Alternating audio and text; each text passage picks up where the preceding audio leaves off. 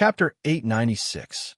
Britannia Empire, Imperial Capital Pandoragon, Capital Airport. 9:55 a.m. Local time. The Imperial Queen's personal night regiment had already taken over most of the capital airport and welcomed the arrival of Imperial Queen Euphemia with the strictest security measures and personnel arrangements. Today, the Britannia Empire was going to welcome a new friend, a diplomatic mission sent by a country called Plant, which had never appeared in this world before. It was from outer space. Are you John from the Imperial Capital Daily? Other than the Royal Guard Regiment, who had entered the venue a few days in advance to set up the security checks, there were also a large number of reporters who had followed the arrangements of the Royal Guard Regiment and arrived at the specially designated interview area early in the morning, waiting to welcome the arrival of the diplomatic group. I'm John. Well, I remember you're Jess from the Clock Tower newspaper. Yes, I'm Jess. I didn't expect a big shot like you to still remember me. The last time we met was after the Imperial Court. Not at all. I'm not a big shot. My memory is just a little better. That's true. The last time we met was after the Imperial Court. At that time, the Empire ushered in an earth-shaking change. Hearing John's exclamation, Jess smiled and agreed. That's true, but I'm afraid that big change will be overshadowed by new changes. Seeing Jess mysteriously point his finger at the sky, John already understood what he meant.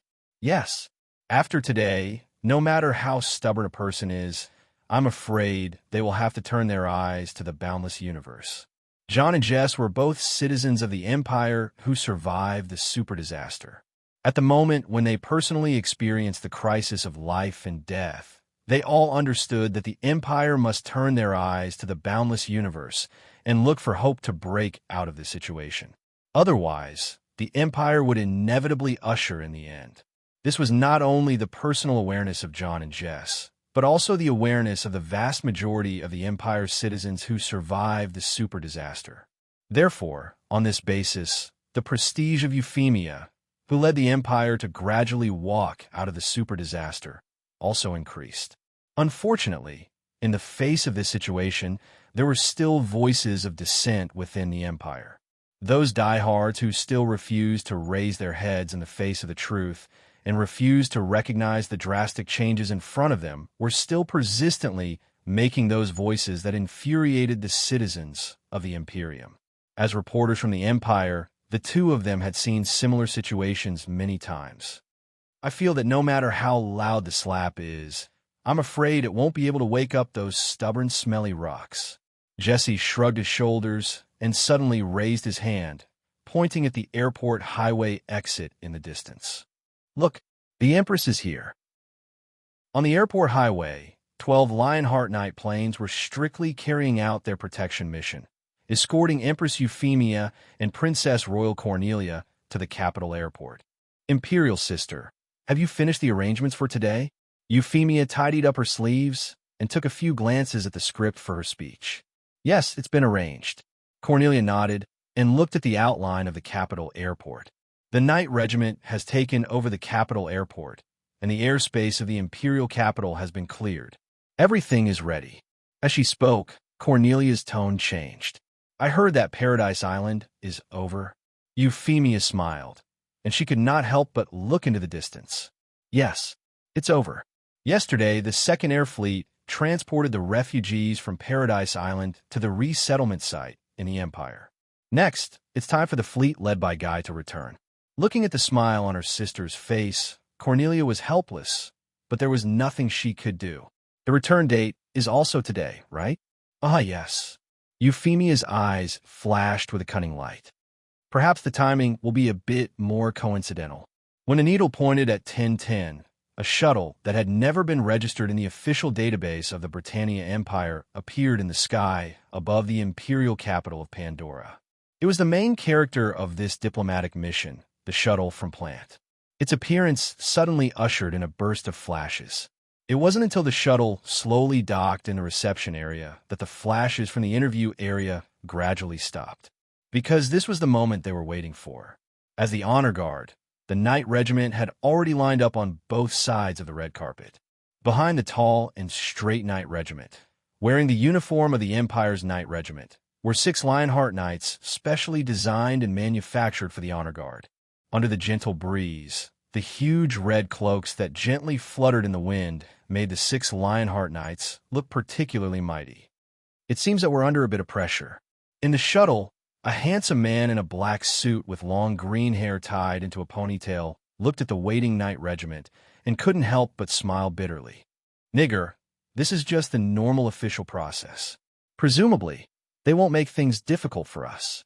Beside him, a young girl in a white dress with an elegant demeanor smiled faintly. She did not take the situation outside to heart. "Mrs. Wright, this is just the official process. After all, whether it is for Plant or for the Britannia Empire, our impression of each other is zero." "You're right. I didn't figure it out for a while." "Then, Miss Lachlan, please." The Supreme Council of Plant attached great importance to this diplomatic mission. Not only did they request Lachlan as a diplomatic ambassador, but they also sent a diplomatic team dominated by elite personnel, such as Nigger. The goal was to roughly understand this strange country that suddenly appeared on Earth in the shortest time possible. From the satellite surveillance footage, the location where the Britannia Empire appeared was the Americas that should have fallen into the hands of alien monsters. However, the strange thing was that after this strange empire appeared, the alien monsters that had been ravaging the American continent disappeared without a trace. Puzzled, the highest council finally reached an agreement with Dillendar and decided to appoint a diplomatic team headed by Lax, Klein, and Nigger to visit the unfamiliar empire. "Well, Nigger, in terms of communication, I have some confidence. But on your side, I'm afraid I can't help much." Lachlan knew where her limits were. Therefore, as a technical topic, Lachlan would not take the initiative to get involved. It's enough to be able to establish a good system with the Britannia Empire. Leave the rest to us. Lachlan, no, Ambassador Klein.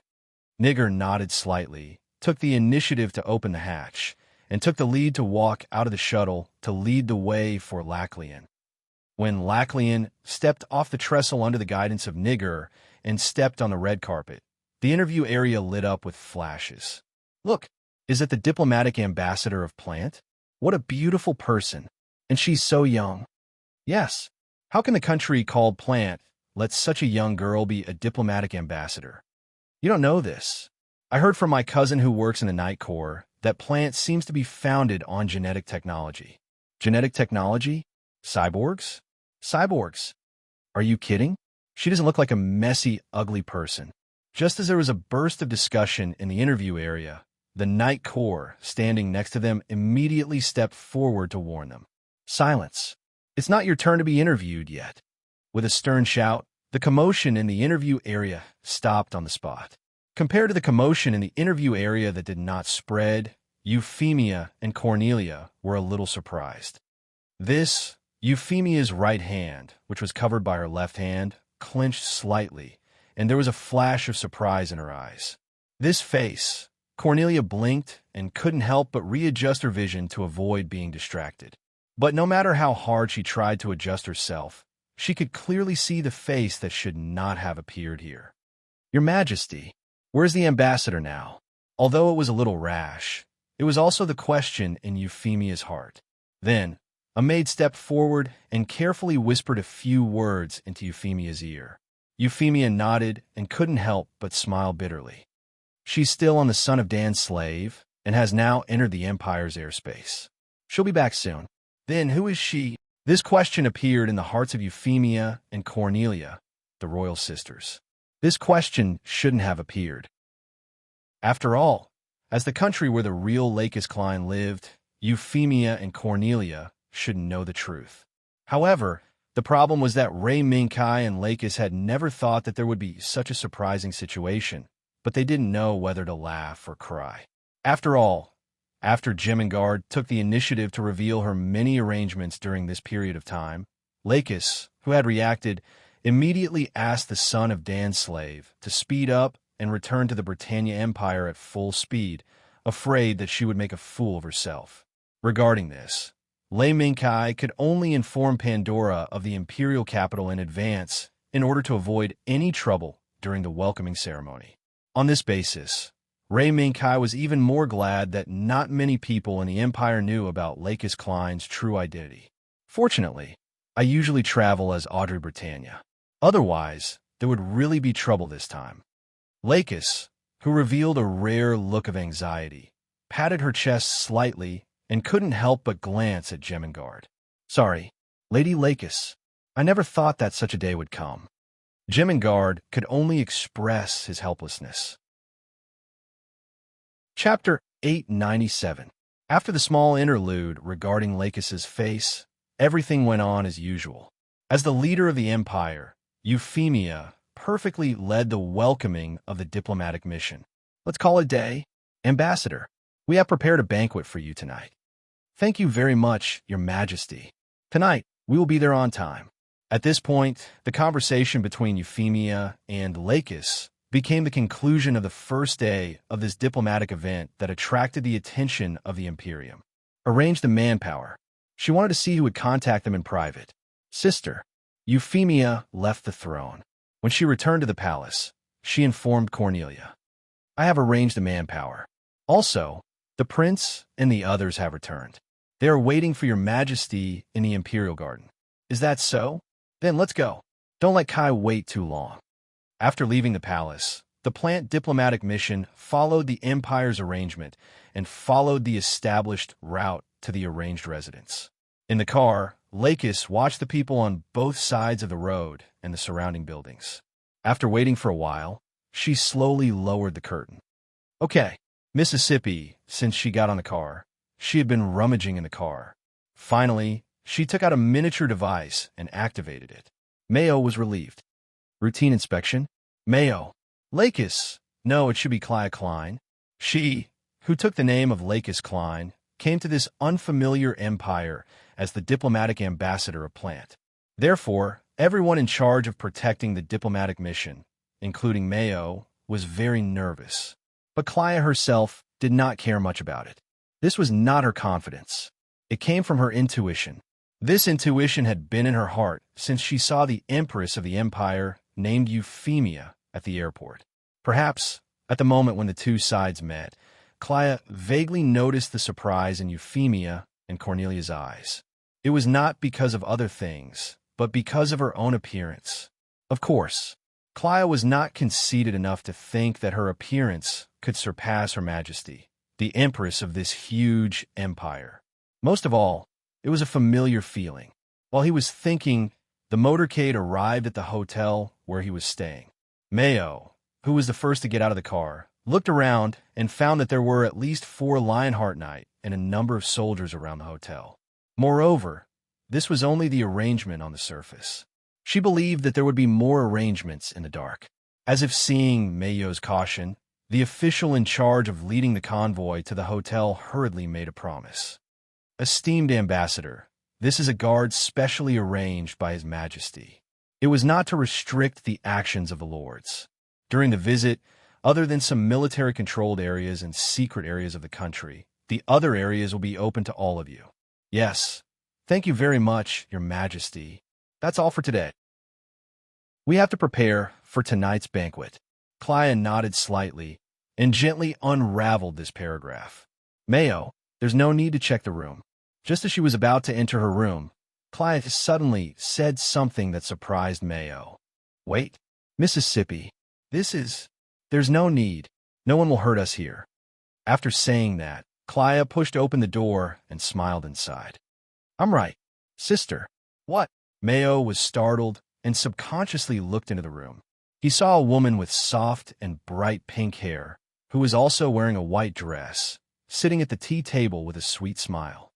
Long time no see. My sister, Clia. Silence fell. At this moment, Clia finally understood what the faintly discernible surprise she felt at the airport was about.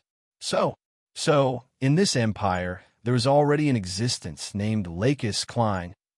Looking at Clia's face that was similar to hers, Lakis smiled gently. How? Could it be that you've forgotten me, your sister? Clia. Clia's lips moved, and her gaze drifted away a little. Suddenly, she saw the figure standing behind Lakis. Looking carefully at the appearance of the figure, it was clearly Jemingard. It seems that my appearance seems to have scared my good sister. Why don't you come in and talk? Clya refused to enter the room, so Lakis could only take the initiative to get up and invite her. But unexpectedly, before Lakis could take a few steps, Clya suddenly threw herself into Lakis's arms and hugged Lakis tightly, afraid that if she let go, Lakis would disappear in front of her. In the end, I finally found you, sister. Madam is fine.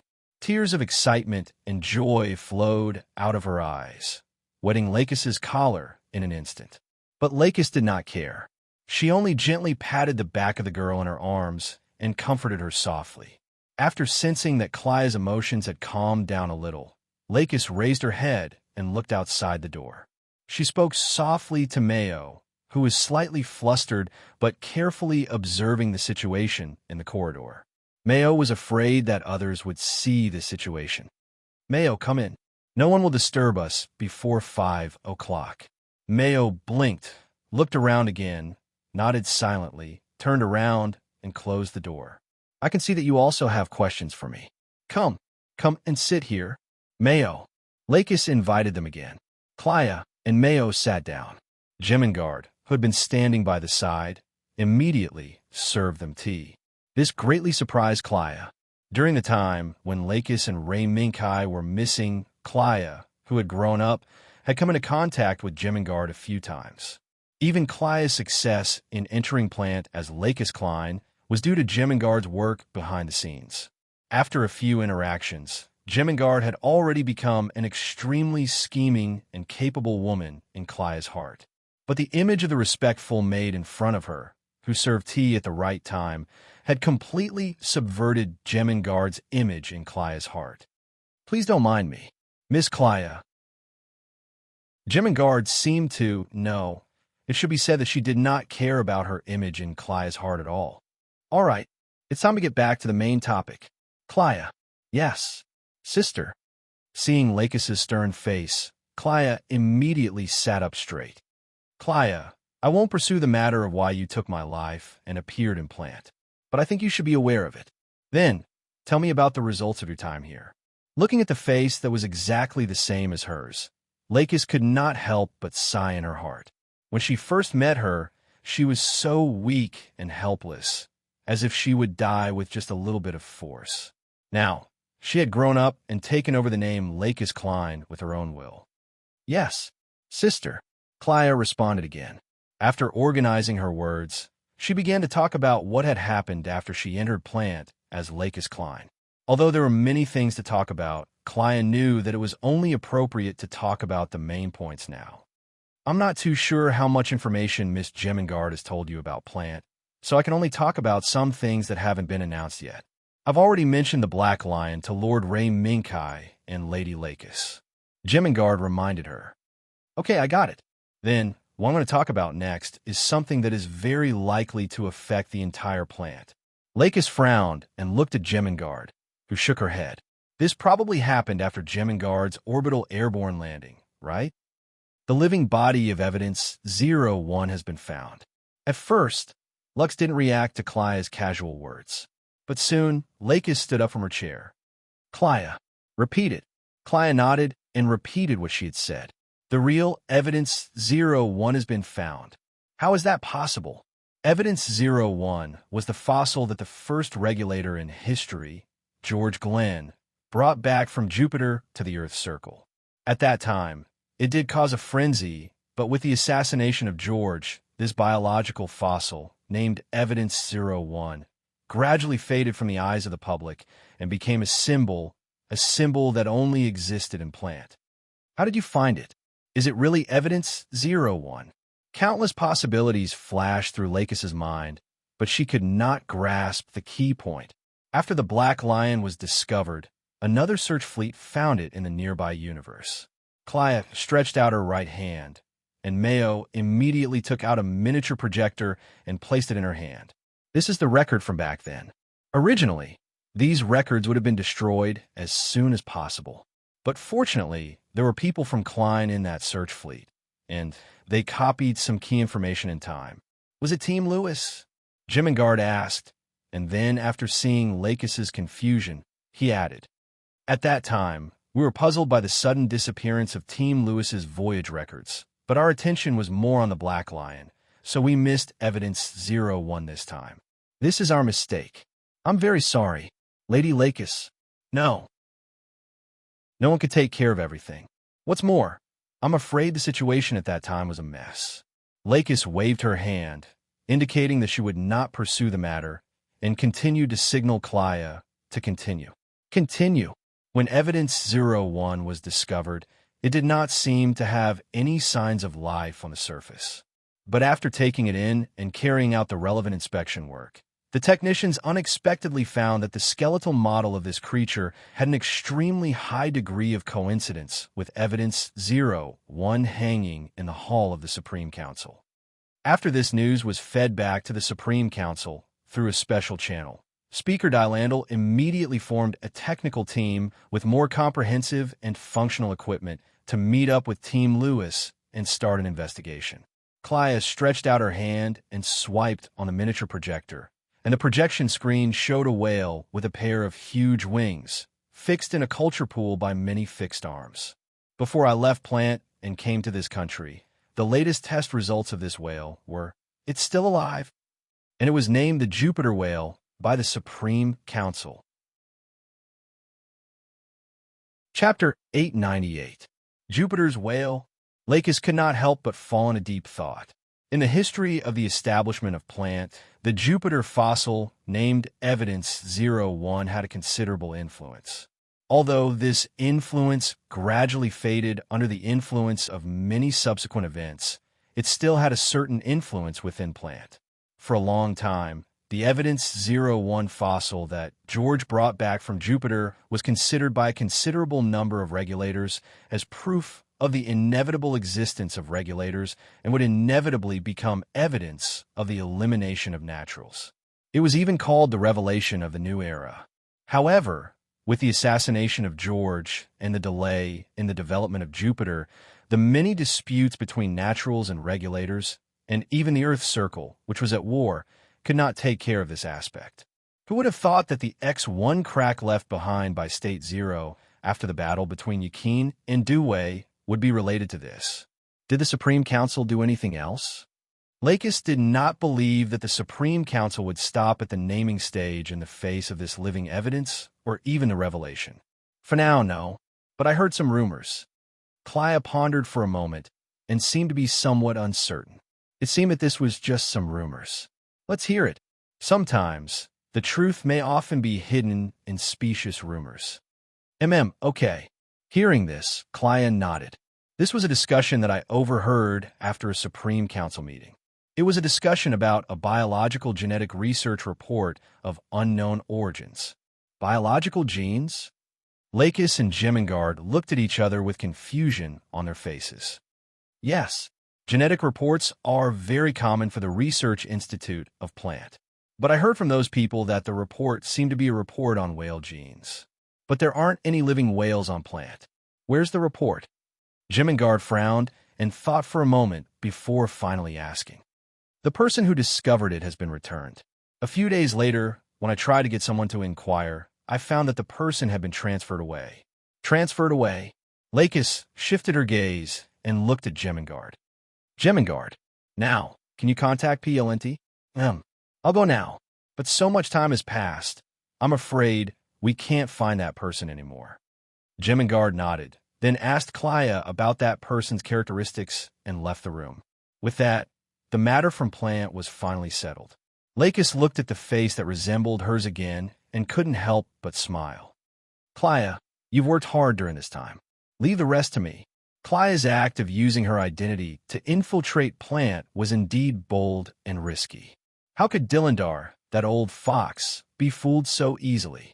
From Lux's point of view, no matter how similar Clya was to her in appearance, there would definitely be subtle differences in the details and even in their living habits. These differences might be difficult for ordinary people to notice. However, in the eyes of family members and even those who had intentions, these differences were undoubtedly as bright as the lights in the dark night. The intelligent Clya naturally understood what Lakis meant. She also knew that Lakis was protecting her and not letting her take any risks. However, Clea had her own ideas. Sister, I know what you mean, but since it's already done, it must be done. This is what I think, and it's also what I realized at the time. As she spoke, Clea mischievously winked at Lakis. Also, didn't you just say that you won't pursue the matter of me using your identity? Seeing this, Lakis shook her head slightly and sighed. You're so smart. Why didn't I notice before? After sighing, Lakis's eyes flashed with a hint of seriousness. Clea, how's your health recently? Although she looked almost exactly the same as Lakis, there was a fact that could not be hidden. Clea Klein was Lakis Klein's clone. According to the genetic technology at that time, clones had all kinds of flaws from the moment they were born. Among them, the biggest flaw was the lifespan. Clea was taken aback at first, then she waved her hand, and her eyes involuntarily drifted to the right. Lakis saw it at a glance. This was a sign of Clea's guilty conscience. While bringing Clea back to the snowy plains of Scandinavia to live, Lakis had taught Clea how to live and read. Thus, when Clea accidentally broke a cup for the first time, Lakis knew the little girl's expression when she felt guilty. Sister, why don't we make a bet? Before Lakis could say anything to expose Clea's guilty conscience, Clea spoke first. If I lose, I'll come back and no longer stay in plant as Lakis Klein. Looking at the cunning glint in Clea's eyes, Lakis had countless things to say in her heart, but she could not get angry. You little girl, are you so insistent on staying in plant as Lakis Klein? After pondering for a moment, Lakis finally nodded in agreement. If you win, I won't stop you from continuing to use Lakis Klein's identity, but you have to agree to one of my requests. What?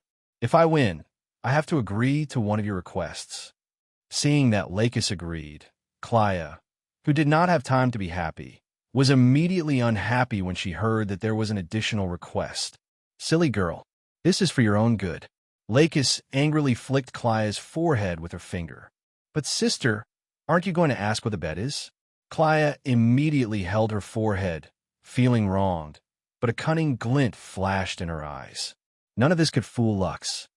I know what you're thinking, little girl. Lakis reached out and took off a necklace from her neck. Haven't you always wanted to try this necklace?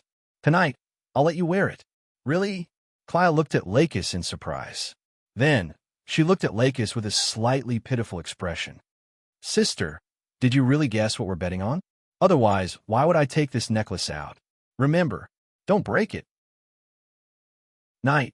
The welcoming banquet arranged by the Empire's Empress Euphemia began. Cars carrying the Empire's important officials and celebrities drove into the venue one by one. Men and women dressed in luxurious clothes and jewels gathered from all over the imperial capital and entered the venue amidst the sounds of discussion. Among them, the most eye-catching were the distinguished guests from Plant. When they arrived, the guards on both sides of the gate immediately stepped forward, and the attendants who arrived later respectfully opened the door to welcome the distinguished guests from Plant. That's Plant's diplomatic deputy? What a handsome man. Yes, he looks more elegant than a certain count's flower shelf. Look at his fingers, they're so long. Could he be a pianist? A musician? As the first man to step on the red carpet appeared in front of everyone, the noble ladies began to talk about him. Among them, there were many bold ladies who threw flirtatious glances at the handsome man in a well-fitting suit. His long green hair was tied into a ponytail, which was casually draped over his left shoulder. And these actions were too much for the handsome man to bear. After all, since the last war, he had not had any social engagements. It seems that you'll be very popular tonight, nigger. The voice coming from the car made the people around stop in their tracks involuntarily. Their eyes subconsciously moved to the car door, as if they wanted to see who had such a heavenly voice. Her beautiful figure moved lightly, and what appeared in front of everyone was a pair of snow-white high heels, but under the cover of the purple muslin long dress, her perfect little feet could be seen for a brief moment. As the purple gauze dress covered the pure, white high heels, under a high ponytail with soft pink hair tied with a red ribbon, was a delicate and perfect angelic face. Although some people had seen this face at the welcoming ceremony, at this moment, She was so dazzling and charming, as if she was the center of attention of the entire audience just by standing there. Lakis, who had her slender hand wrapped in a purple gauze long glove, gently placed on Nigger's right hand, got out of the car and nodded slightly to her friend before looking up at the entrance of the venue. It seems that compared to me, Lakis, you're more popular, aren't you? Nigger put down his right hand and couldn't help but show a wry smile. Just now, when he reached out to help Lakis, the gaze behind his back instantly became unusually sharp. It made Nigger, a veteran pilot who had risked his life on the battlefield, couldn't help but feel a chill. He's here. Nigger. Lakis shook her head slightly, and there was a slight fluctuation in her eyes that had been staring at the entrance of the venue. His Royal Highness the Prince of the Holy Britannia Empire is here to welcome the diplomatic ambassador of Plant. The loud shouts of the attendants quieted the noise on the spot. Everyone turned around and saluted toward the entrance of the venue in the loud shouts to welcome the arrival of the Prince of the Britannia Empire. His Royal Highness the Prince of the Britannia Empire. After the welcoming ceremony, Nigger, who had urgently studied the list of people in the center of power of the Britannia Empire, bowed and saluted. At the same time, he couldn't help but recall the description of His Royal Highness the Prince. With a miraculous and almost fairy tale-like experience, he stood at the top of this huge empire. He met Euphemia Lee Britannia, who was still the third princess of the empire. In the many crises that followed, he established a deep relationship with the third princess. When 9 regions was in crisis, in order to save Her Royal Highness, he went alone to a strange country with an uncertain future. From a literal point of view, the experience of His Royal Highness the Prince was simply a realistic version of the fairy tales that Nigger heard when he was a child. Under this mysterious veil, Nigger couldn't find out the true face of this prince from any official information. Thus, he couldn't help but feel a trace of fear towards this prince. "Rise!" A calm voice came from the entrance of the venue. Nigger looked up and saw the face covered by a silver mask. That's His Royal Highness the Prince of the Britannia Empire. Chapter 899. It was not the first time that Ray Minkai showed up with a mask. However, for many nobles and celebrities below, Ray Minkai's current outfit was indeed rare. But no matter how rare it was, no one dared to gossip. The Britannia Empire had experienced so many shocks, and countless nobles and ministers had fallen, but Ray Minkai was still standing there like a rock, guarding Euphemia Lee Britannia.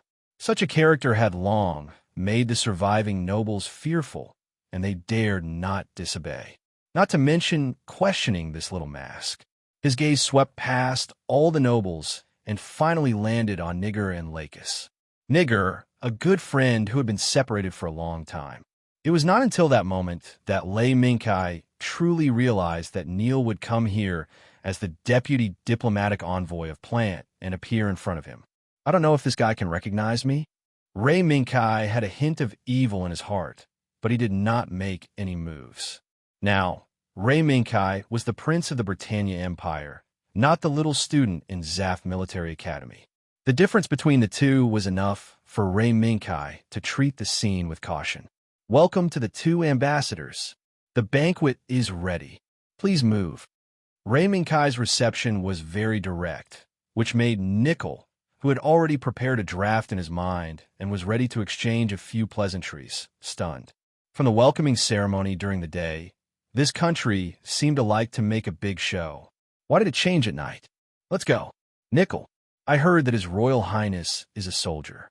"Well, according to the saying here, he is a knight. It's inevitable that he will be a little decisive, isn't it?" With that, Lakis took the lead and walked up the stairs, and Nickel, who reacted, quickly followed. Strange. Lakis seems to be a little different today. In the venue, Euphemia had been waiting there for a long time. However, before greeting the ambassadors, Euphemia had a doubt to solve. "Lakis, is it really okay for you to attend the banquet as Audrey Britannia?" Standing in front of Euphemia was the Imperial Queen's Affairs Officer, Audrey Britannia. However, behind this image was Lux Klein. "No, Your Majesty." No problem. As His Majesty's Affairs Officer, he had to attend such an important event. Besides, I won't have any contact with them. Despite Audrey's assurance, Euphemia still had some doubts in her heart. Euphemia was confused, but she couldn't tell what was wrong. Before the banquet began, Audrey had changed her image with the holographic projection necklace in front of her. Strange. Let's ask Kai when he comes in. When Euphemia turned back to look in the direction of the door, Audrey carefully patted her chest and slowly heaved a sigh of relief. I was almost discovered. What was going on? Is Her Majesty the Empress' observation skills so powerful? Until the guests arrived and the banquet began with Euphemia's announcement, Audrey quietly kept a low profile and hid in the corner, afraid of being noticed by Euphemia. However, Euphemia didn't care about her existence at all. Or perhaps she was demonstrating. Audrey, hiding in the corner, clearly felt that under the invitation of the Imperial Prince, Euphemia gladly accepted the invitation, stepped onto the dance floor, and performed the first dance for this welcome banquet. However, Audrey could clearly feel that in this formulaic invitation, there was a deliberate demonstration against her. Brother, this big pig trotter. Frowning, facing the danger of her identity being exposed, Audrey became angrier the more she thought about it. In the end, she silently sat down and gritted her teeth as she looked at the two people on the dance floor. On the dance floor, the two people dancing in each other's arms were secretly talking. Kai, don't you think it's a bit strange today?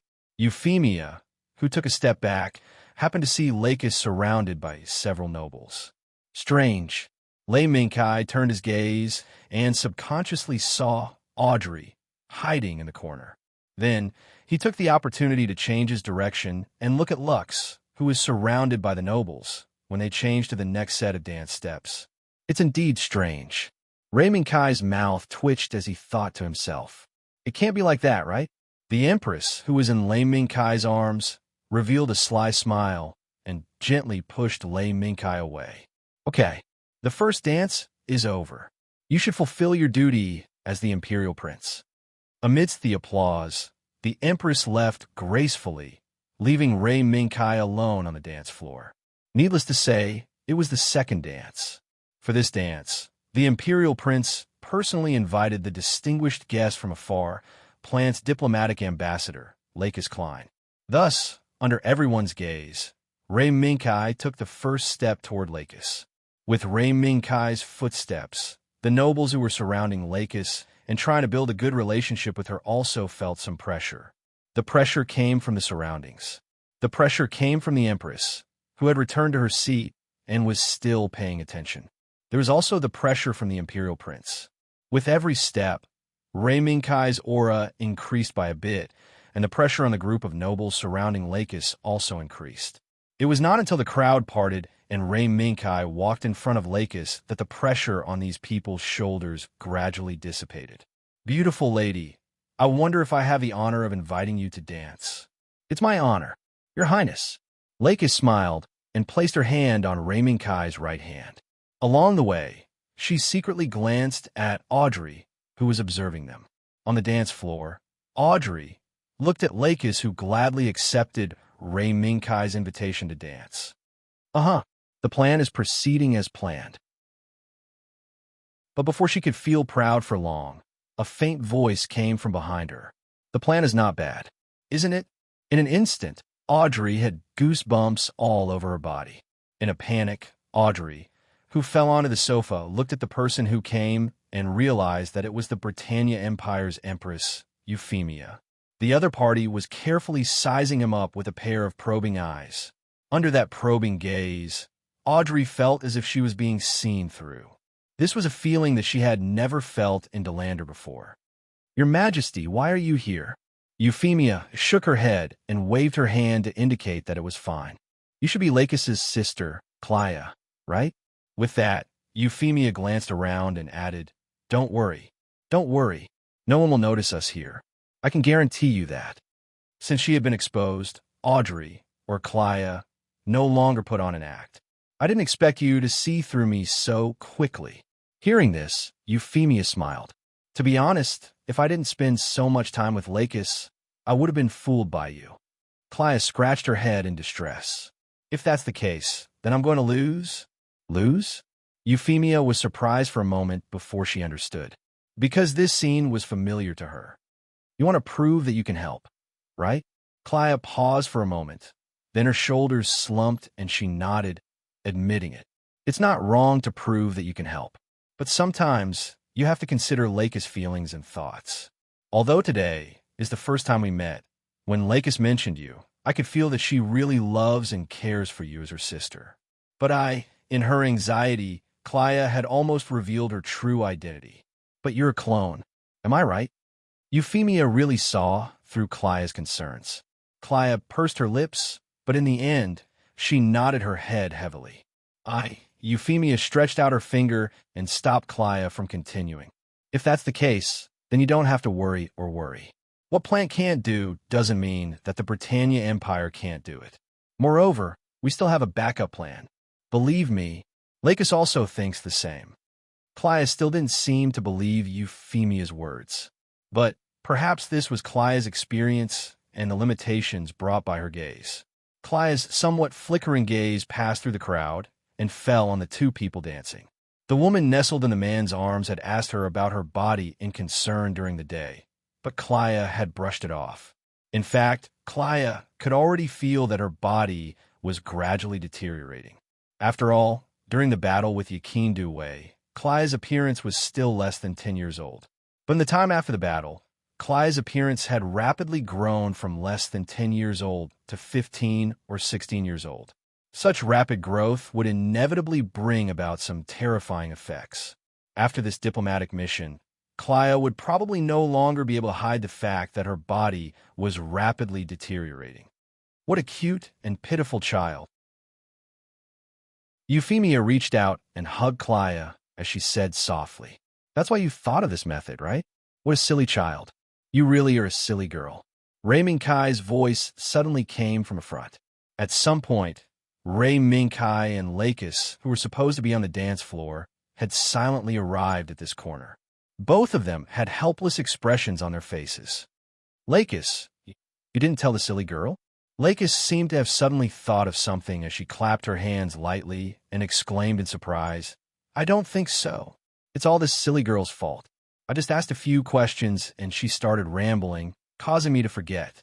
Although she said this, Lakis still stepped forward and gently stroked Clia's little head. It might have been very difficult in the past, but now, the defects of the clones are only a small problem for us. Taking Clia from Euphemia's arms, Lakis hugged her in her arms. "Believe me, that's only a small problem. I won't let that kind of tragedy happen again." Chapter 900. Her illness can be treated with the current medical technology of the Throne of Command. It just needs some time. Vilvian's holographic projection appeared in front of everyone. Clia, who was in Lakis' arms, carefully sized up this girl who had the same hair color as her, Lakis, and Euphemia. She couldn't help but mutter in her heart, "Why are there so many girls with the same pink color gathered together? Also, it seems like they all revolve around Big Brother Kai." "Some time? How long?" Lakis lowered her head to look at Clia and found that this little girl seemed a little restless. Her gaze kept shifting between herself, Euphemia, and Vilvian. She couldn't help but lightly pat this little girl's little head. "I can't guarantee it. After all, the Throne of Command doesn't have a record of her physical condition." Vilvian shook her head and couldn't give a rough estimate. After Vilvian and Sharon took control of the Throne of Command, a satellite fortress that surpassed the technology of the Britannia Empire, the two immediately worked together to create a system of regular physical condition records. In this system, Ray Minkai, Euphemia, and other important figures of the Empire had a quota. Even Lakis was included.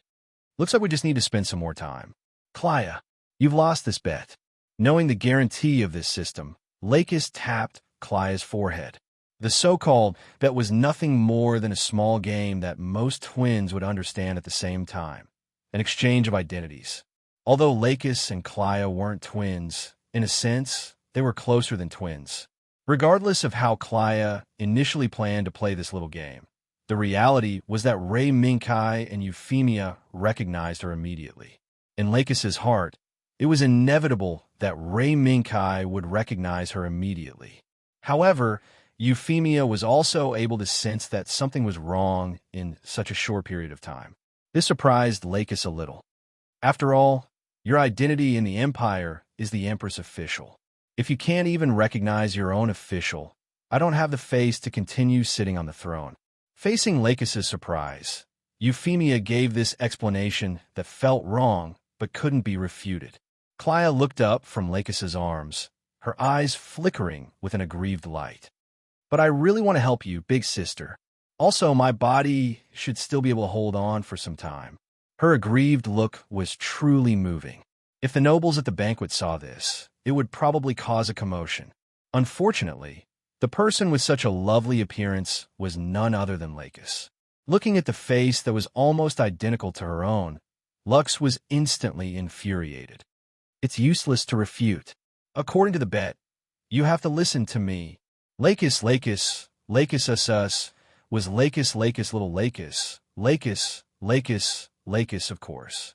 Upon seeing this, Lakis, Lakis, Lakis, Lakis? Compared to plant, your health is more important. Listen to Big's big sister, okay? Smelling Lakis's fragrance. The trace of rebellion in Klaya's heart finally dissipated without a trace. Radiating light wings quietly bloomed and gently lifted the transport airship carrying Klaya into the air. It flew to the transport airship that was waiting at an altitude of 10,000 meters, preparing to head to the throne of domination. I just used the medical equipment in the airship to do a preliminary examination. Your sister, Klaya's situation isn't too good. There are already some problems with her genetic chain. I'm afraid this is the negative effect of rapid growth. After the transport airship left, Vervian, who was still here, gave Lakis a simple summary of Klaya's physical condition. Genetic defect? Euphemia pondered for a moment and asked, can the throne of domination cure this illness 100%? Yes, it can, but it will take some time. If we can go to the City of Stars, it will probably be faster. After all, the technology there is more advanced. Vervian paused for a moment before she added, a few days ago, when I was flipping through the records, I found that before the City of Stars was born, there was a case that was very similar to Klaya's situation. Before the City of Stars was born? Then where was that person treated? As soon as Ray Minkai said this, he could not help but look at Lakis. Lux didn't say anything, but Ray Minkai could tell from her eyes that something was amiss. This girl must know. The records did not explicitly mention it, only a name. It was called Ultra-Dimensional Fortress. Vervian thought for a while and finally shook her head. Ultra-Dimensional Fortress? Okay, let's stop here. There's no point in dwelling on this matter now, right? Before Ray Minkai and Euphemia could react, Lakis clapped her hands and diverted their attention. Your Majesty, it seems I need to leave for a while. Lakis, are you going to return to plant as Lakis Klein? When Euphemia saw through the exchange of identities, she had already thought of the possibility of this scene happening. Yes, there are some things that I have to go back for. Although Klaya used my name to explore there for a while, there are some things that she still can't see through. Lakis knew that her sister's current ability could not reach that level. Even with Lakis Klein's name as a banner, there was still a considerable difference between her and Lakis Klein when it came to the operation of relationships.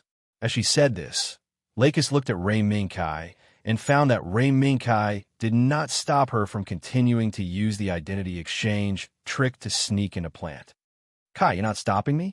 Ray Minkai saw the surprise in Lakis' eyes and shook his head slightly. No, I won't stop you, because this is the decision you made. What I can do is to use all means to ensure your safety. Unfortunately, such a good atmosphere was ruined by 2 cold snorts. But the person who spoke made Ray Minkai laugh a few times and did not dare to speak again. After a small demonstration, Euphemia glanced at Ray Minkai and then looked at Lakis. Lakis, Kai is right. I will send a diplomatic mission to plant. At that time, they will stay for a while in the name of inspection. Uh-huh. Thank you very much. Your Majesty. Euphemia heaved a sigh of regret. It's a pity that there's one less Empress Affairs officer. Ethelum is in charge of the Empire's space fleet construction plan and the throne, and Lacus has also left. What should we do? Your Majesty. That's not right. Isn't there still a prince here? Vilvian's eyes turned and mischievously pointed at Rei Minkai. In that instant, the gazes of the three pink ladies all focused on Rei Minkai, causing this imperial prince who had been on the battlefield for a long time to shiver.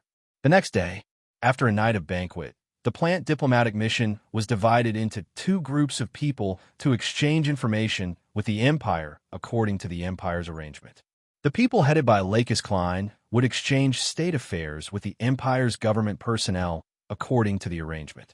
The last group was represented by Nigger to exchange information with the Empire's military. This was also the original intention of the highest council when they formed this diplomatic mission. Naturally, there was no need to mention Lacus Klein, who was a well-known figure. As an elite pilot who participated in the Battle of Yakindu, and now the instructor of Zaft Military Academy, Nigger was absolutely qualified to be a military representative in exchange with other countries. Your Highness, I heard from His Majesty that there are people Your Highness knows in today's exchange personnel. Veretta, who was ordered to be the deputy, did not have any dissatisfaction, but she was curious about Rei Minkai's past. Because before the start of this exchange, Euphemia had told Veretta about most of Rei Minkai's deeds in the seed world alone. Among them, including Rei Minkai's deeds of fighting side by side with the Deputy Foreign Affairs Ambassador that he was about to meet. Rei Minkai still wore the silver mask, but he did not have much confidence that the other party would not recognize him. Otherwise, at last night's banquet, Rei Minkai would not have invited the Empress of the Empire and the PLNT diplomatic ambassador to dance with him. After avoiding most of the social interactions, he successfully slipped away. Later, I'll be the vanguard. Your Highness. Veretta thought for a moment and took the initiative to propose an idea. No, it's not necessary. This can't be avoided. Veretta, thank you. Rei Minkai understood Veretta's intention. It was just a matter of time. The roar of an engine came from the highway leading to the number 1 military base that guarded the Empire. They're here. Rei Minkai raised his hand, and the soldiers around him filed out and lined up in front of the gate of the command building to welcome the arrival of the convoy. Deputy Amaphi, this is the number 1 military base guarding the Empire, and it's also the destination of today's military exchange. In the car that Nigger was in, there was a guide appointed by the Empire's army. His face was serious, and he did not smile much. At first glance, one could tell that he was a soldier in the traditional sense. It was not a big deal to see him in normal times. On the contrary, it added a lot of peace of mind. It was just that in an exchange between countries, it was a bit strange to send such a serious person with few words to be the guide. Nigger responded, and his eyes fell on the number 1 military base that was getting closer and closer. After the guards passed the inspection, the convoy drove through a series of security measures and finally saw the command building in front of the convoy. The sharp-eyed Nigger immediately saw the soldiers waiting in line and the crowd standing in front of the command building. However, when Nigger took a closer look at the tall and straight figure in the crowd with a silver mask on his face could not help but change. It's him. Chapter 901. There were many ways to communicate between countries, but the most common was nothing more than military exchanges. On this basis, there were two factions, radical and moderate. The radical faction's way was needless to say, and the moderate faction's way was the scene that Nigger and his team experienced today. Deputy Amaphi, please take a look. This is my Holy Britannia Empire's active airframe ranger. According to the arrangement, there may be an opportunity to open it to all of you in the afternoon. A group of people approached Naku from afar, where the Britannia Empire's new mass-produced airframe was parked. At the front of the crowd was the protagonist of this military exchange, Nigger Amaphi, who led the team to visit the exchange. However, the Deputy Foreign Affairs Ambassador's attention wasn't only on the Mecha parked in the garage. Instead, he was secretly sizing up Prince Lei Minkai, who was accompanying him on the journey. I say, Minkai, this kid must have recognized you. In his mind, the white cat's voice sounded faintly. When Lei Minkai heard this, he knew that this guy was here to watch a good show. It doesn't matter. Just that, looking at the situation, Nigger won't expose my identity in public. Lei Minkai responded to the white cat state zero, but on the surface, he still looked businesslike. After accompanying the diplomatic group back and forth for a few rounds, it was time for lunch. However, at this time, Lei Minkai found a good excuse to slip away. Your Highness, Deputy Amaphi has been secretly sizing you up since the beginning of the visit. Veretta pushed the dining cart into the commander's office that was temporarily requisitioned by Lei Minkai and smiled. That's to be expected. Just that, I didn't expect that guy to be so tolerant. Lei Minkai walked to the window and looked down at the dining hall. He remembered that the second floor of the dining hall was the exclusive dining area for officers, and it was also the dining area for the diplomatic group today. Maybe, just that, I heard some rumors about Deputy Amaphi. After Veretta carefully placed the exquisite dishes on the table, she suddenly thought of something and said somewhat mysteriously, Rumors? Lei Minkai's interest was piqued. Lei Minkai knew Nigger's character very well. How could there be such a rumor? Actually, it's not really a rumor. At yesterday's banquet, several of the Countess' daughters boldly expressed their love for Deputy Amaphi, but Deputy Amaphi declined.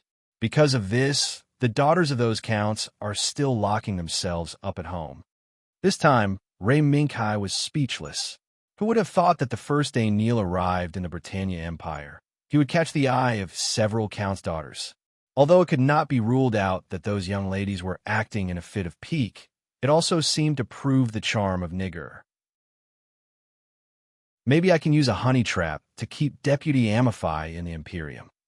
Veretta blinked and said half jokingly and half seriously.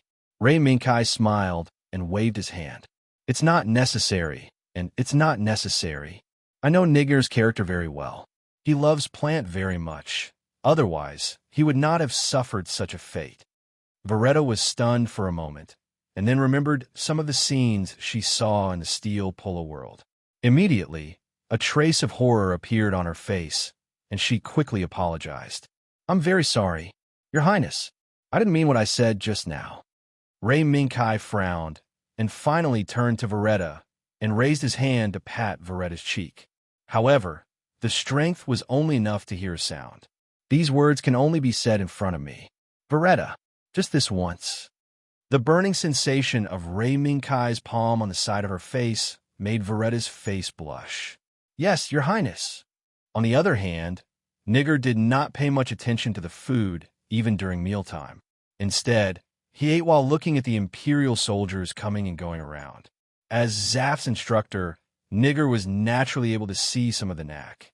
Looking at the robust, ruddy faces of the Imperial soldiers who were between 20 and 35 years old coming and going, coupled with the variety of airframes he saw in the morning, Nigger knew that the Britannia Empire with its huge territory and population should not be underestimated. These conclusions only existed in Nigger's mind, and he did not disclose them to anyone in the diplomatic group, because in Nigger's mind, there was a more important doubt that needed to be solved. Putting down the spoon, Nigger raised his eyes and looked out of the window. Later, maybe there will be some time. In the afternoon, it was time for the diplomatic group to see the performance of the Imperial airframe.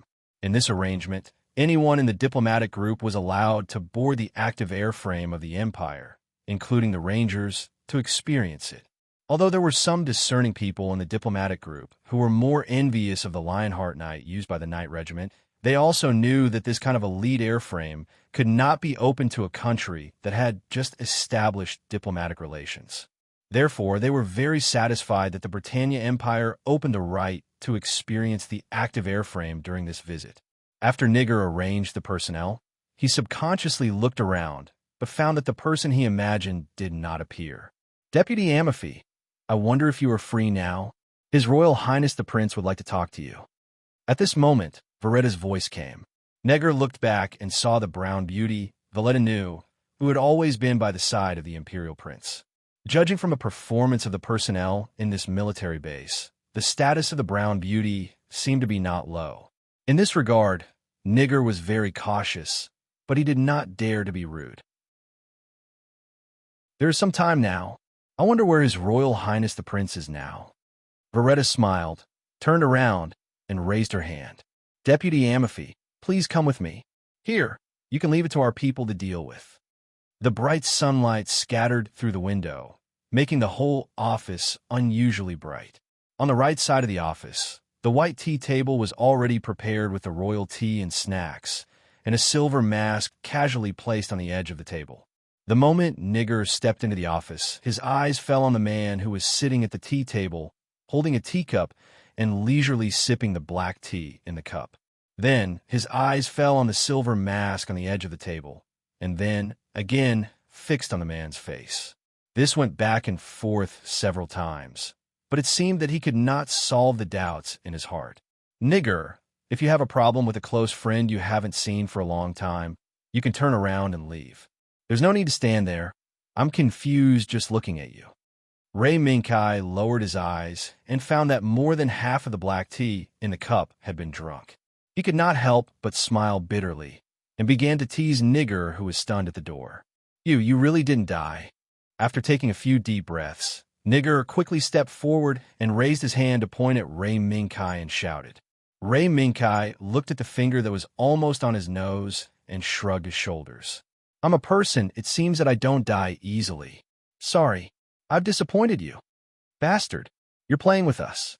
Neger roared and reached out to grab Ray Minkai's collar. "Stop! You dare to offend His Royal Highness the Prince." Valletta's shout came from the door, and at the same time, there was a series of footsteps. It was the sound of the guards who heard the sound running over. "It's okay. Valletta, go down. Leave it to me." Ray Minkai moved his eyes and looked at Valletta, who was standing at the door, and waved his hand to signal them to leave. Valletta frowned and seemed reluctant to leave, but she still chose to obey under Ray Minkai's gaze. Hearing the sound of the door closing, Ray Minkai raised his hand and pointed at Neger's hands that were grabbing his collar. "I haven't seen you for a long time. How could the cultured and refined young Master Nigel Amalfi behave so rudely?" "Humph." Neger snorted coldly and sneered a few times as he loosened his grip. "If you spend all day with a group of good-for-nothing rookies who only know how to be hot-blooded and clamor to go to the battlefield to kill the enemy, and even after a long time, you will become like this." "Oh." Ray Minkai was surprised and replied casually. "Oh, I remember. I met Zaft, the pilot who claimed to be your student. His name seems to be True Flying Bird." True? You've seen that guy?" Neger raised his eyebrows and showed a trace of nostalgia.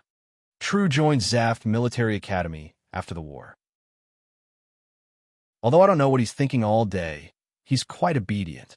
As soon as he finished speaking, Neger stared at Ray Minkai again.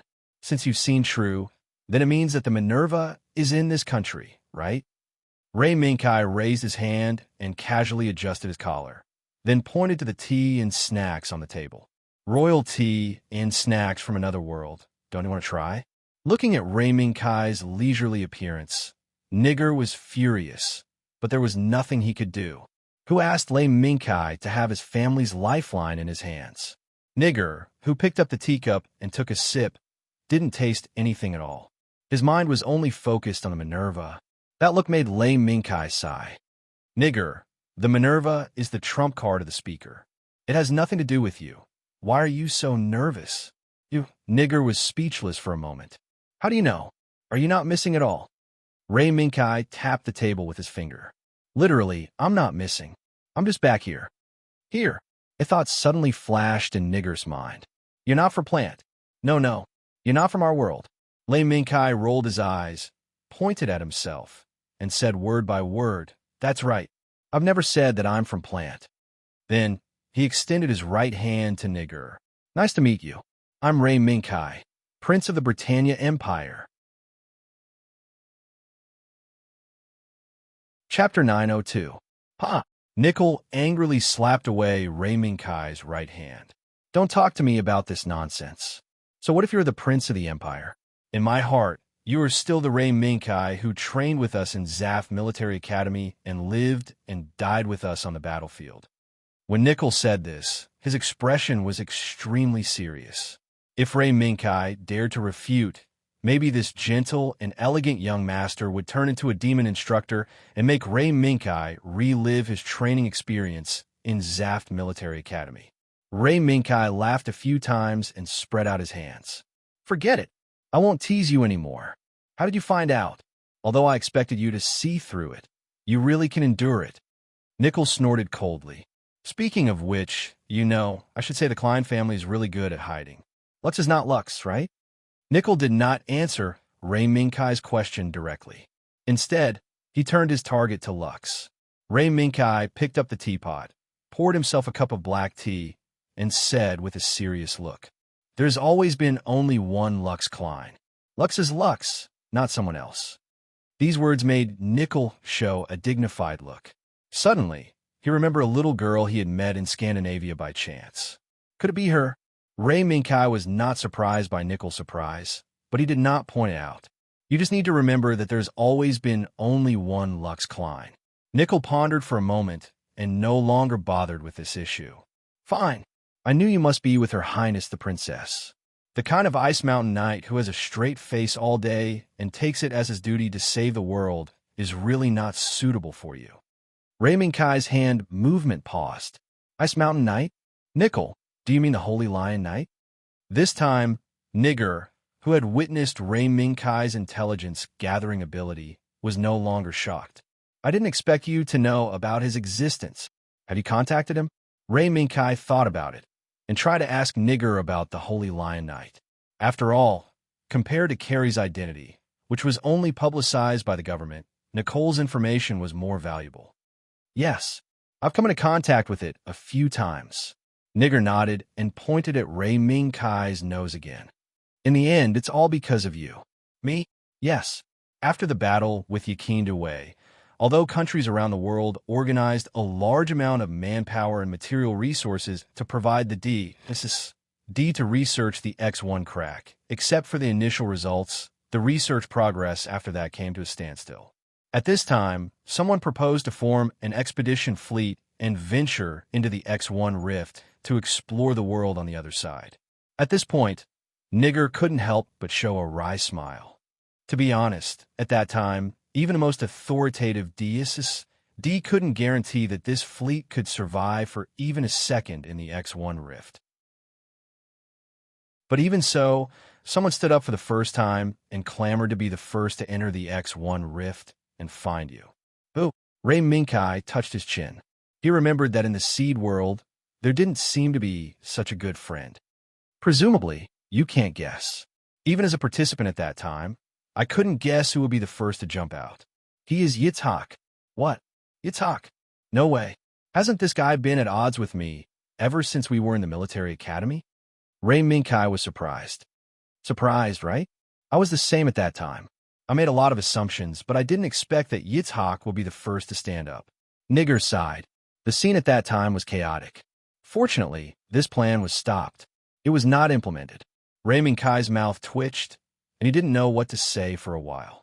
Could it be that Yitzhak was the first to discover that person's flaw? Nigger suddenly laughed a few times and nodded.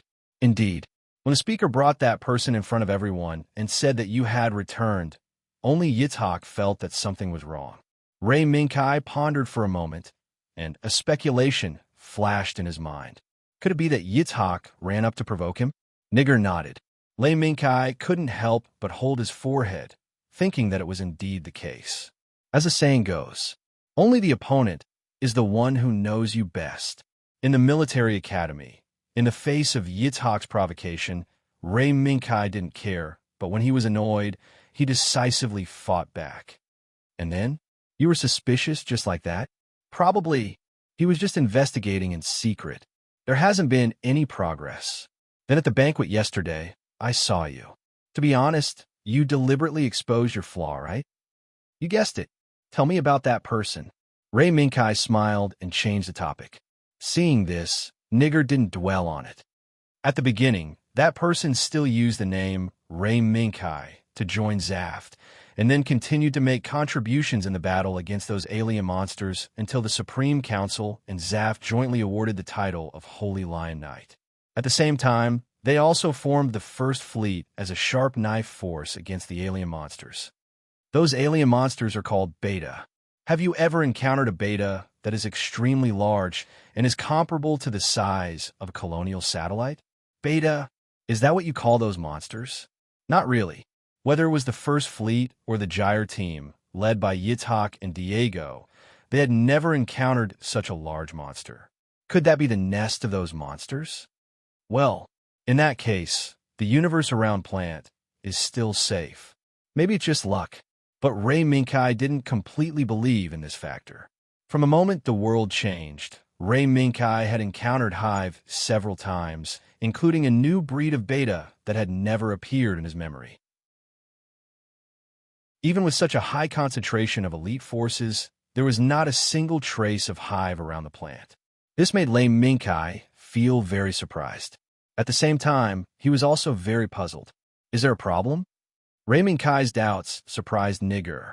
I don't dare to conclude, but since the world began to change, I have fought Beta many times. Among them, I have also destroyed many of Beta's Hive. Ray Minkai casually opened some of the battle records left behind at that time and showed them to Nigger.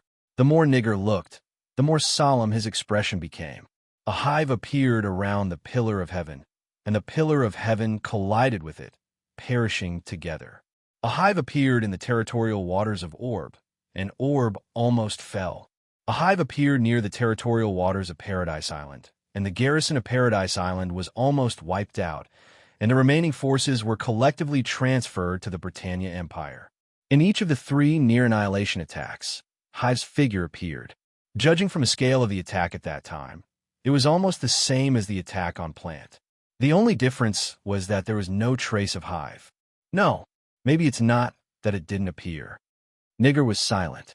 Countless possibilities flashed through his mind, but he didn't dare to make any conclusions. No matter which one it was bound to have a great and even irreversible impact on the future of Plant. Nigger raised his gaze and looked into Ray Minkai's eyes. At this moment, Nigger had understood what Ray Minkai meant. Both sides were maintaining a very high level of tacit understanding. Perhaps, in the future, those possibilities would be verified by time and the truth. But now, it was far from being possible to make it public. That man is very popular with his subordinates. Well, he is a man with the charisma of a leader. In the battle, he had driven the airframe alone many times to rescue the civilian spaceships surrounded by those monsters. Diego, who had fought with him, once said that the man was more like a knight, a real knight. Did you hear that? This is a real knight.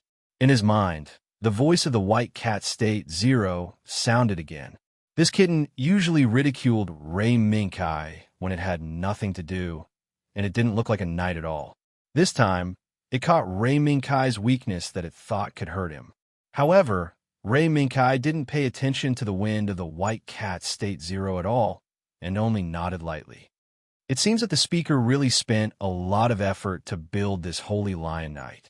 Most of Ray Minkai's records in Plant only stayed during the training period at Zaft Military Academy. Later, the records were erased because of the collapse of the OBU colonial satellite. It was not until later in the Battle of Yaganduwe that his identity could be re-revealed. Such a short and rare record was actually integrated by Dylandal.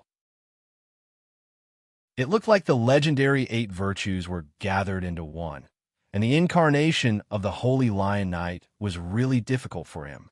It did take a lot of effort, not only within Zaft, but among the people. That person has a very high reputation. If you want to go back, I'm afraid you will encounter trouble. Hee hee, are you trying to test me? Nigger, I didn't expect you to become bad too. Ray Minkai laughed and then waved his hand. I don't have much interest in Plant. It's just that there are some things that I care about very much. Moreover, Lux is also very concerned about the situation over there. After that, Ray Minkai did not continue to dwell on this issue. Okay, it's about time. If you continue to talk, Your subordinates will be suspicious. Let's call it a day. Nigger. Nigger frowned, but did not say anything. It's time to meet the Minerva, right? Deputy Amafe. Hearing this, Nigger slowly exhaled. That's right, Your Royal Highness. At this moment, in a naval base on the east coast of the Empire, Talia rubbed the bridge of her nose with a dignified expression. The diplomatic mission sent by Plant was about to contact her and discuss how to return home, but she was worried about how to write a report about her experience during this period. Chapter 903. The Minerva was quietly docked in the dock, receiving maintenance and supplies from the Empire. Captain Talia, the core figure who led this warship, also lined up with her subordinates not far away, waiting for the diplomatic mission from the motherland. However, before meeting this team that had been missing for a long time, Neger was more concerned about Ray Minkai, who was supposed to accompany him, suddenly left after receiving a message. Before Ray Minkai left, Neger clearly noticed the seriousness in Ray Minkai's eyes. What the hell is going on? Is it those alien monsters that Kai calls Beta? After thinking about it, Neger suppressed the thoughts in his heart and focused on the Minerva. The reason why Ray Minkai suddenly left was because of the urgent call from Las Vegas. Your Majesty, Shyamuna has been dizzy nearly 10 times. Please send someone to treat her immediately. The emergency call seemed to be an acute illness that urgently needed treatment, but it hid another life-and-death message. The story began with the earth-shattering tsunami. After that disaster, Nunnally, who was living in the palace, felt that she had to do something for the people of the Empire. As such, she made a special request to Euphemia, hoping that she could go to Las Vegas, which was the most severely affected by the disaster, to help with the disaster relief. After careful consideration, Euphemia finally sent Shyamuna and her brother as Nunnally's right-hand men to accompany her. In addition to assisting Nunnally in disaster relief, she also hoped to use Shyamuna's special ability to backtrack death and Sherio's powerful force to protect Nunnally's safety. In this regard, Euphemia's arrangement was very appropriate. As long as there were no major problems, Nunnally's safety could be absolutely guaranteed. However, Ray Minkai clenched his fist slightly and looked at Veretta. Veretta, mobilize all the satellites that can monitor Las Vegas. I want to locate Nunnally as soon as possible. Understood, Your Highness. I have already given the order as soon as possible. I believe there will be a result soon. Ray Minkai nodded, but satellite monitoring was only an auxiliary means. The most important thing was to let the rescue team rush to Nunnally's side as soon as possible. Inform Dr. Royd. Let him prepare that thing. In addition, give the order, I will also attack. It was fine before. Now I don't feel comfortable leaving Nunnally's safety to others. After that, Ray Minkai's eyes flashed with a hint of seriousness. Otherwise, if that guy knows, he will rush over and fight me. Las Vegas. A human base covered with fortifications and many defense forces was sitting on this frozen wasteland. It was specially built on this wasteland by humans to resist the Beta's cross-sea offensive. At the same time, it was also a Yukon base to train new machines and elite pilots to resist the Beta's invasion. However, the Yukon base, which was supposed to be regarded as the land of hope for mankind, was breached by the boundless Beta. In a moment, more than half had fallen. Quick, Your Highness Nunnally, quickly board Charlot's body. On the roof of a building in the center of the Yukon base, a tall woman in a winter suit sent a girl in a wheelchair to the cold mechanical palm, then raised her head to look at the steel face. Charlot, remember, you must send Her Highness Nunnally out in the shortest time possible. In the cockpit, Charlot clearly saw the determination on his sister Shamuna's face. He knew that this might have been repeated countless times. Sister, I understand. The young man responded and then started the body. As the light wings flapped, he quickly flew in the direction where the Beta had not appeared yet. He was left alone, holding a pistol and watching the Beta, who was constantly breaking through the base's defense. How many times has it been? The 5th time? The 10th time? Or hundreds of times? These damn monsters. Boom! Boom! Suddenly, there was a series of crashing sound from the closed stairwell door. It was the group of monsters attacking the door. Your Highness, I'll leave everything to you. Bang! The moment the door was knocked away, the bullet also rushed out of the barrel, bringing Shamuna's soul to the past time and space, repeating this endless cycle until the figure that could break this situation appeared in front of Shamuna again. Nothingness. Darkness. Time seemed to have become a meaningless existence at this moment. The only thing that existed was Shamuna's soul that kept repeating the past. How many times has it been? The light in Shamuna's eyes gradually dimmed. Death after death continued to press on this graceful and fragile body, so much so that Shamuna could hardly breathe. She had felt this feeling during the escape journey of the country's destruction. Suddenly, a ray of light lit up in the darkness. Shamuna, who had fallen deep into the darkness, instinctively reached out her right hand toward the light under her desire for light. Then the endless darkness quietly retreated. When light once again filled Shamuna's vision, she found herself back on the roof of that building. The moment she personally placed Lilina on a Kalyu's airframe, Lilina was stunned. Are we back again? Shyama's eyes flickered as she sensed something. Sister, the beta is attacking. Quick, we have to leave here immediately. In the cockpit, the shrill alarm made Charlot more anxious. If it weren't for the existence of Shamuna and Nunnally, he wouldn't be afraid of these ugly monsters at all. No, Charlot, you just need to protect us. Shamuna suddenly smiled and gently helped Nunnally back into the wheelchair. Your Highness Princess Nunnally, don't worry. Our reinforcements are here. Nunnally blinked as if she had discovered something, but she didn't say anything. She directly activated the wheelchair's assisted walking function and turned to the back of Charlot's body. Then, a burst of ear-piercing screams came from the sky. Hum. Dark shadows descended like bolts of lightning and smashed into the boundless Beta army. Abyssal flames engulfed the earth and rose into the sky, burning the Beta army that was wreaking havoc everywhere to ashes. Boom, boom, boom. In an instant, the roars resounded throughout the entire Yukon base like the bell of salvation, and the remaining human troops looked up at the sky where the sea of fire was scattered. In the blue sky, 7 afterimages flashed past like lightning and flew rapidly toward the Yukon base. Reinforcements? Where are the troops from? Countless questions rose in the hearts of the remaining human troops. The only answer to them was that the 7 afterimages shot out crazily like a torrential rain, and a large area below was included in the attack range of the missiles.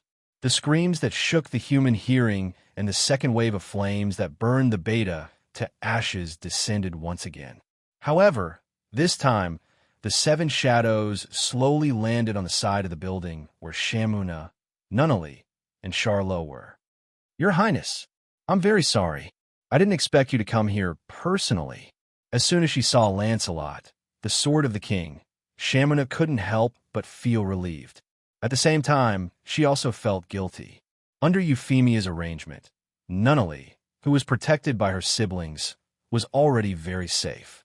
In the end, Rei Minkai, the emperor and prince, had to personally come to support her. No, you're having a harder time than me. Shamuna, I know you should have used that pistol a lot. In the cockpit of Lancelot, the sword of the king, Rei Minkai's gaze first fell on the pistol in Shamuna's hand.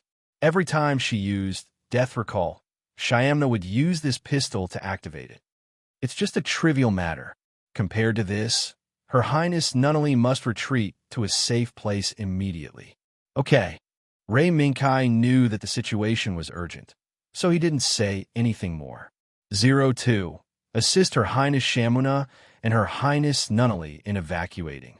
Charlot, break through the Beta's encirclement with me.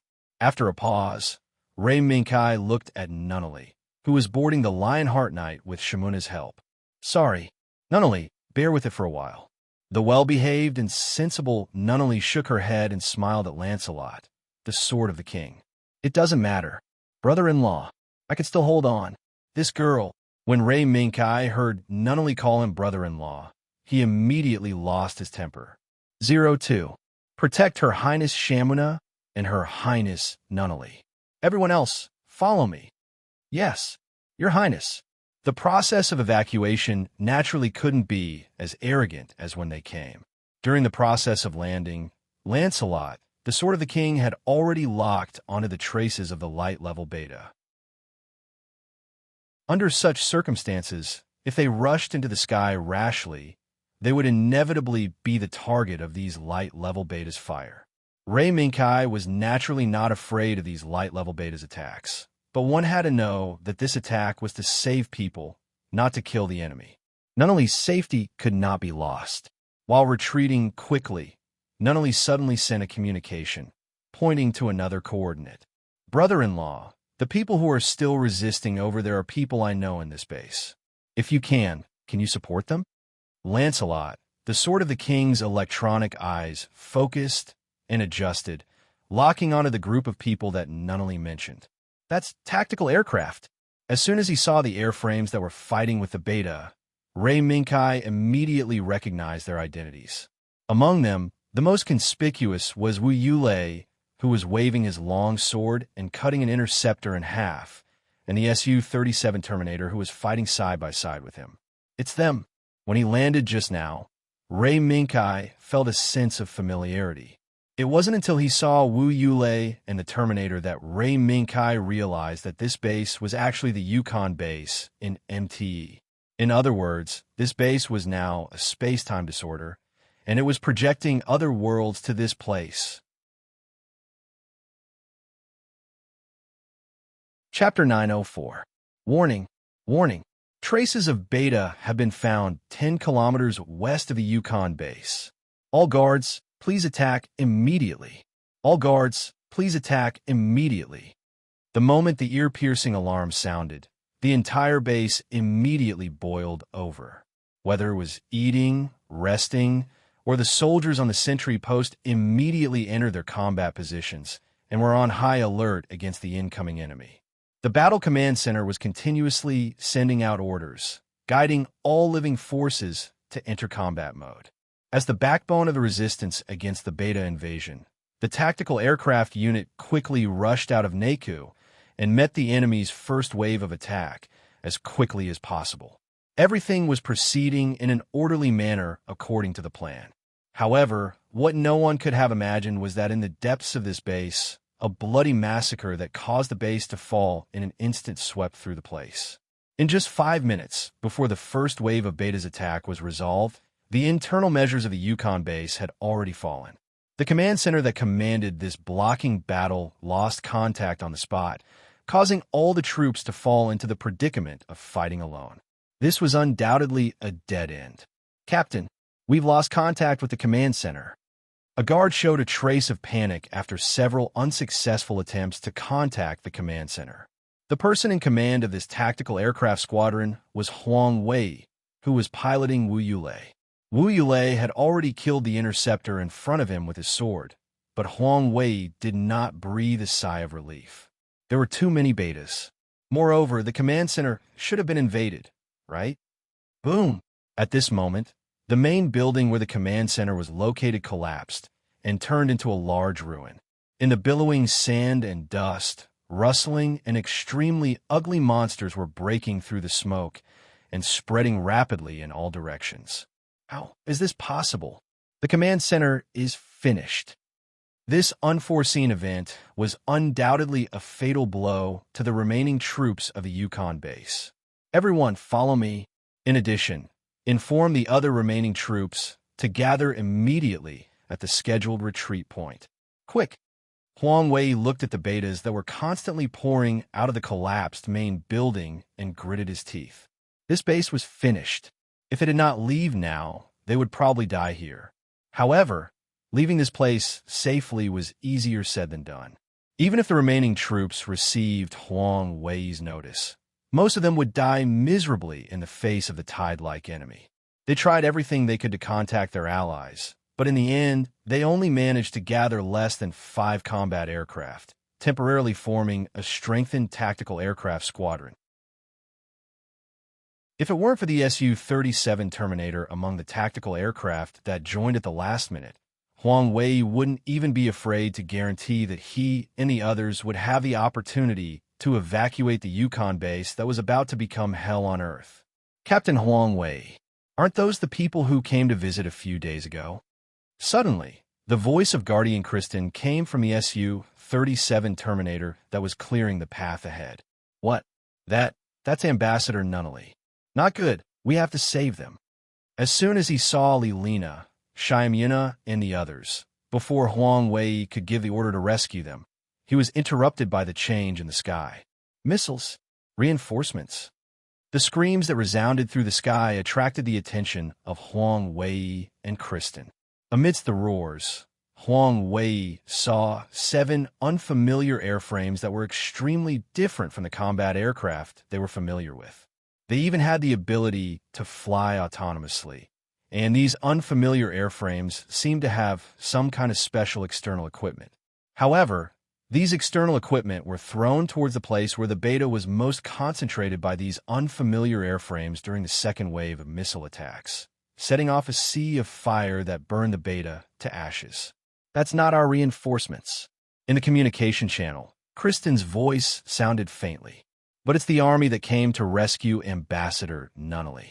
After Huang Wei took a few glances at the unfamiliar airframes that were rescuing Nunnally and the others, he finally decided to change the retreat route.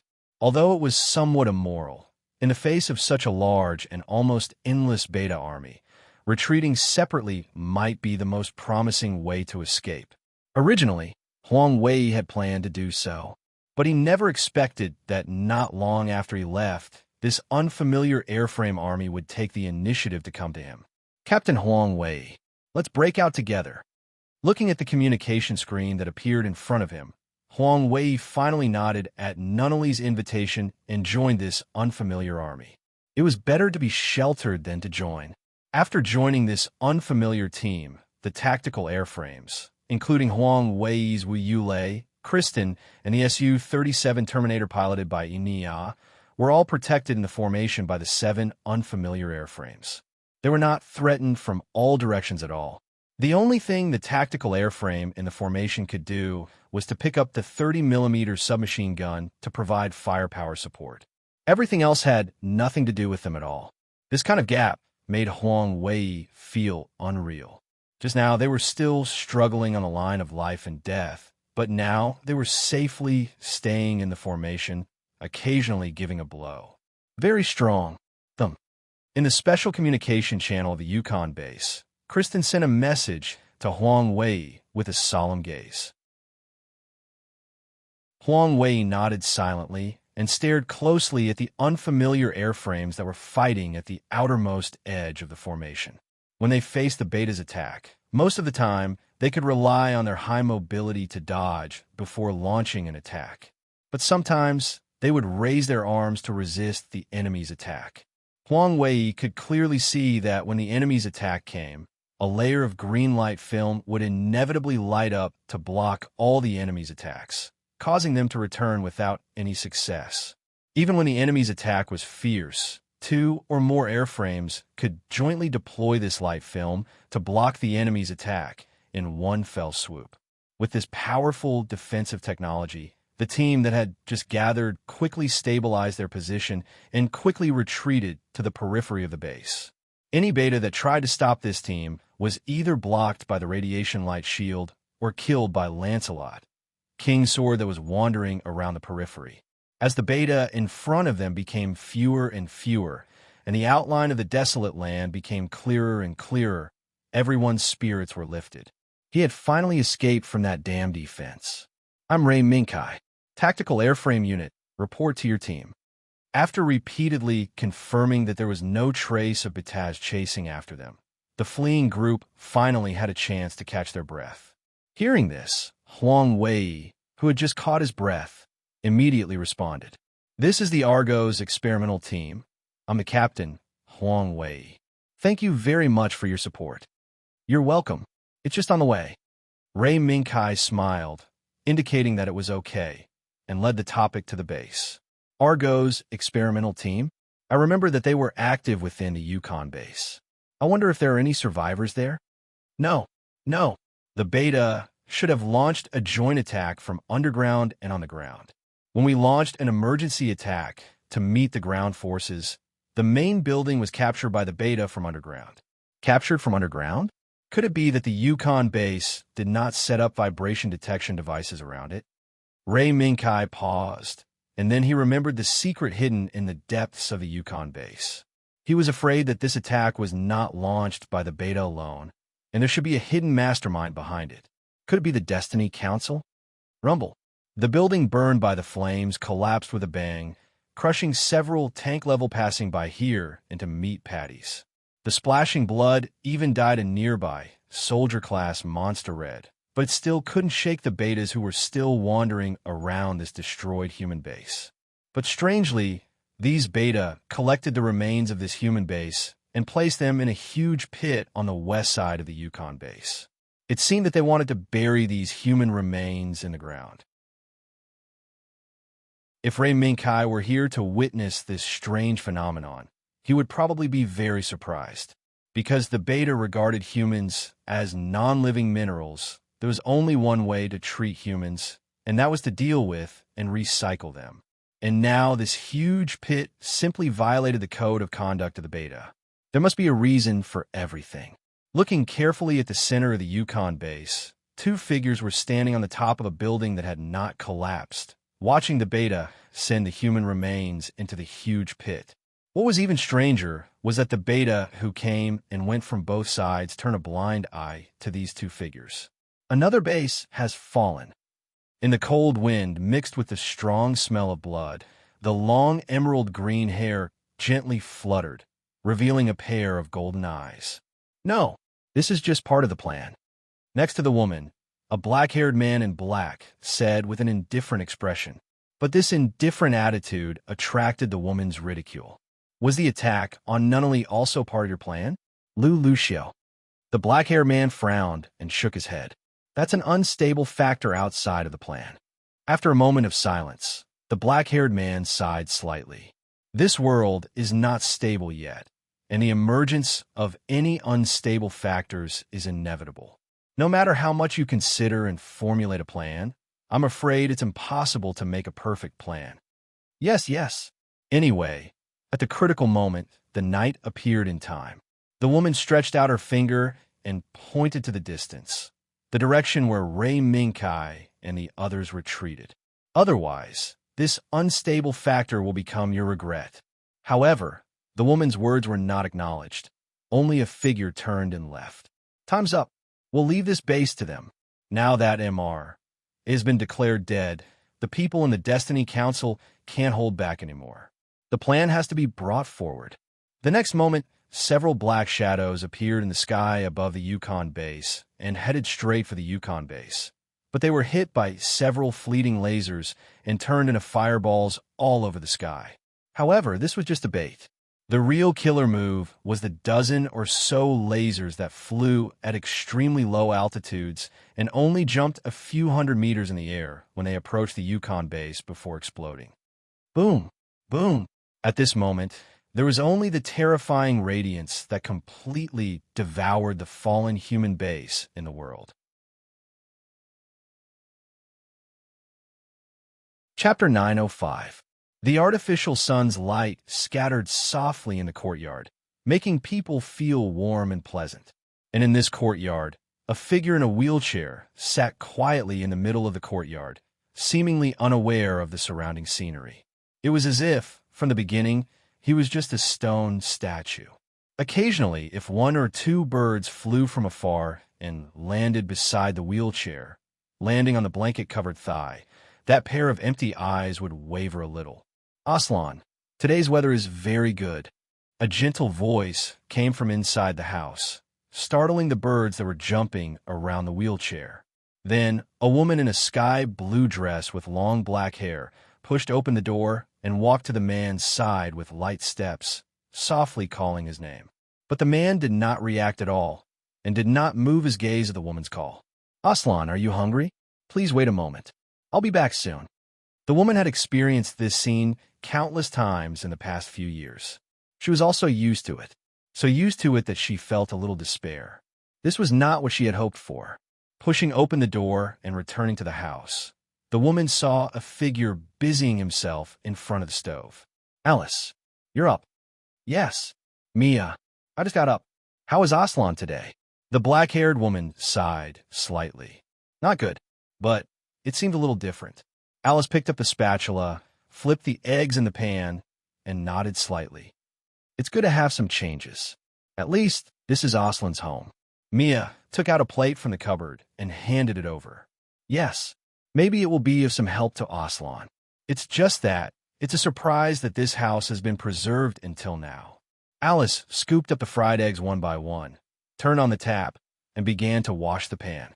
Actually, no one dares to deal with this house. Even if Chairman Sarah is gone, the influence of the Salafists is still there. When I contacted the new chairman, he readily agreed to let Aslan come back to live here. Mia wrinkled her nose and snorted. Not necessarily readily. It's just that the Salafists have influence in Zaft. Ali shrugged and smiled. That's to be expected. That new speaker is poor, and it was a coincidence that he was able to get the position. Mia stopped what she was doing and frowned. What did you promise him? If it was just the help of the Salaf faction, I'm afraid it wouldn't be so straightforward, right? Alice's lips moved, but before she could say anything, she heard the ringing of a bell. Mia, the Senate has called. I'll leave for a while. All right. The two women split up with a tacit understanding and went to complete their own tasks. After returning to her room, Alicia raised her right hand and pressed the button on her watch. The color of the screen changed several times until it stabilized at green. Only then did she press the second button on the watch. This is Miss Say. Let's go to the apocalypse. Buzz. The scenery in front of Alice changed, and she found herself in a vast space. This vast space was similar to the Colosseum in ancient Rome. Extending from the ground to the top, there were a total of 5 levels. Each level of space was divided into several positions, and these positions were used by the Apocalypse counselors. Alice, who was in a corner of the East District, looked up and found that the West District, which used to be the most densely populated, had become sparse. I heard that the counselors in the West District planned an operation in an attempt to kill that person. In the end, it seems that they failed. While Alicia was observing her surroundings, a male voice that she wasn't too familiar with, but she had some impression of, sounded from the side. Looking back, Alicia saw a head of silver hair and a face that quickly reminded her of the person's identity. Renard Tessa Terrassa. The last time she saw this man was at the meeting that caused the world to change. I didn't expect a nobody like me to be remembered by Miss Say. It's an honor. The person who came was Leonard. Allie could see that Leonard wasn't just here to say hello. Tell me about it. What do those guys in the West District do? How dare they provoke that person? Leonard's eyes flashed.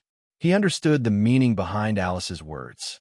It is said that they received information that that person will independently leave the sphere of influence at a certain time and go to a certain place in the abyss. Is that so?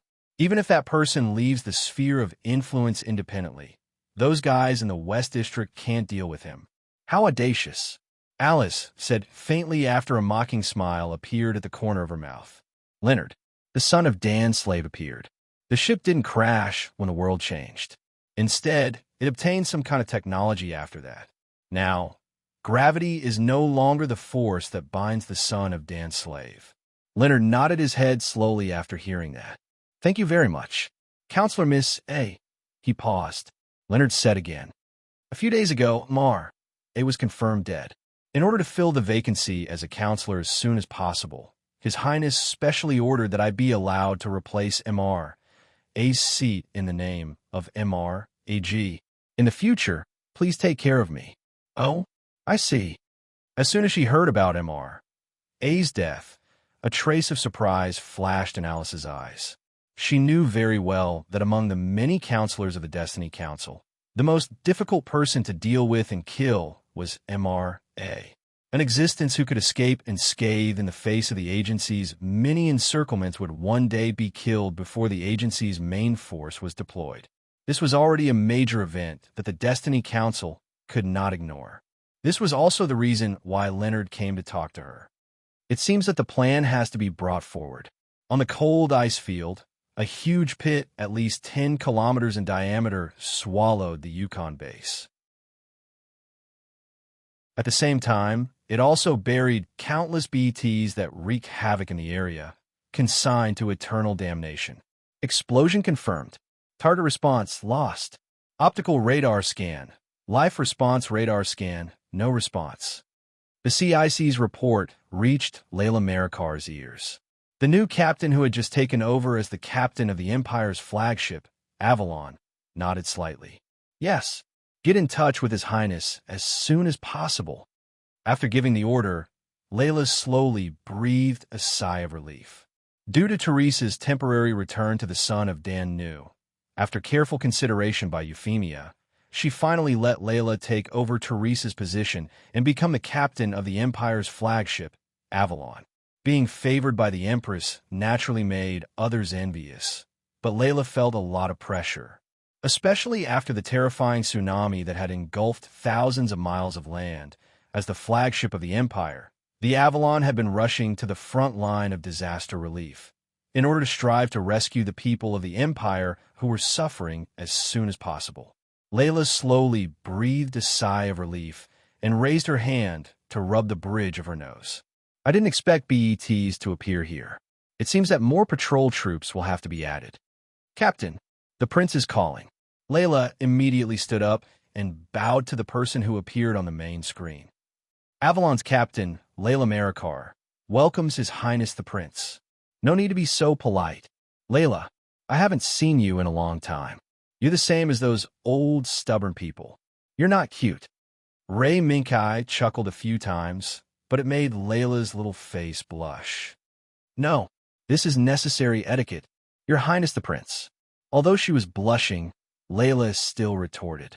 Seeing this, Ray Minkai stopped teasing Layla and said seriously, Nunnally has received it. Please send 3 transport ships over. Yes, Your Highness the Prince. Oh wait, Your Highness, you want to send 3 transport ships? A hint of surprise appeared on Layla's face. The emergency support squadron, led by Ray Minkai, did not need the assistance of transport ships and could return with their own flying ability.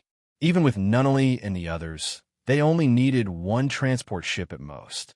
Why do you want 3 transport ships now? Ray Minkai shrugged helplessly. There's no other way. Who told us to destroy other people's homes? Although it has been occupied by BETs. Home? Beta. In an instant, Layla understood.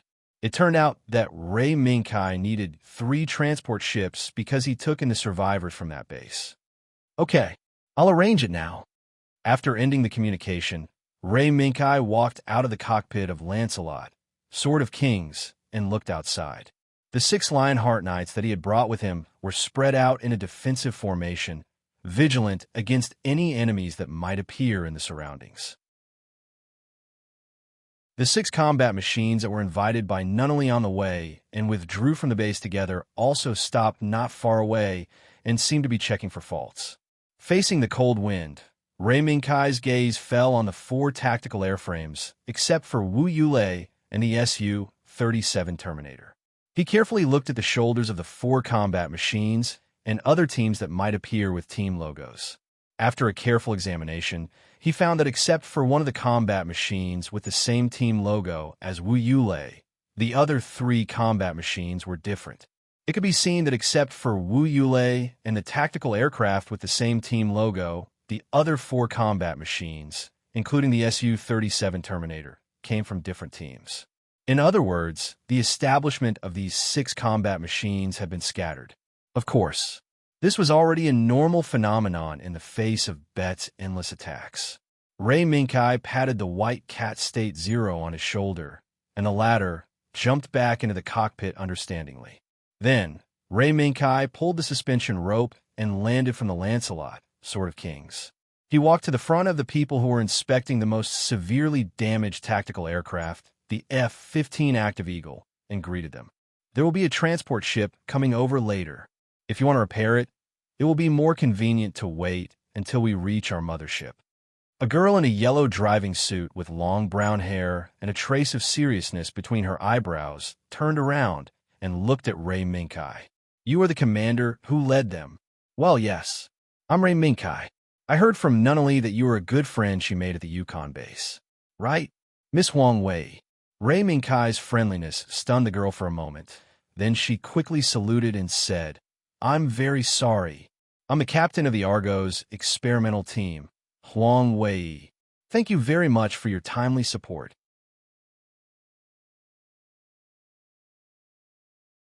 Chapter 906. Under the guidance of the CIC, the 3 transport airships slowly sailed into the Naku of the Avalon. Ray Minkai's mission came to an end. What was left was to escort Nunnally back to the imperial capital of Pandorgon. As for here, it would be left to other forces to clean up and search. Nunnally, we will be back to the imperial capital of Pandorgon soon. If there is nothing special, don't run around. Ray Minkai carried Nunnally down from the transport airship and placed her in the wheelchair while speaking softly. Nunnally knew that she was in the wrong, so she nodded silently. But she seemed to have thought of something.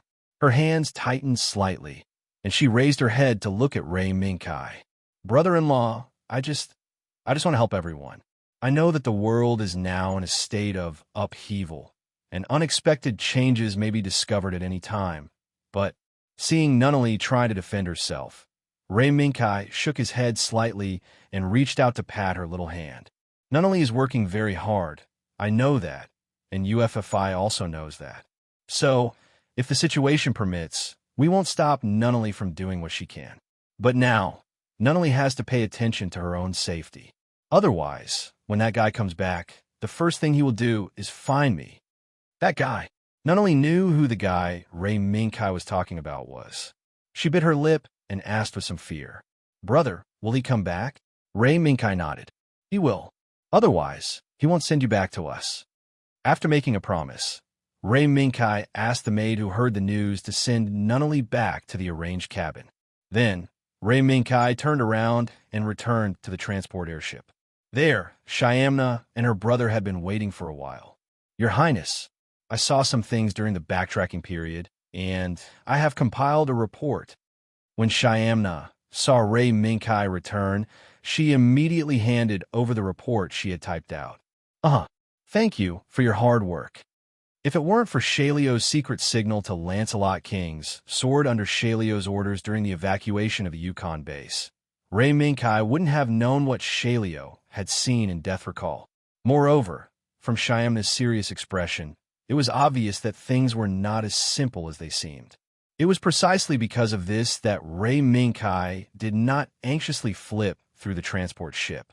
I'll look at it later. Now, I still have some things to deal with.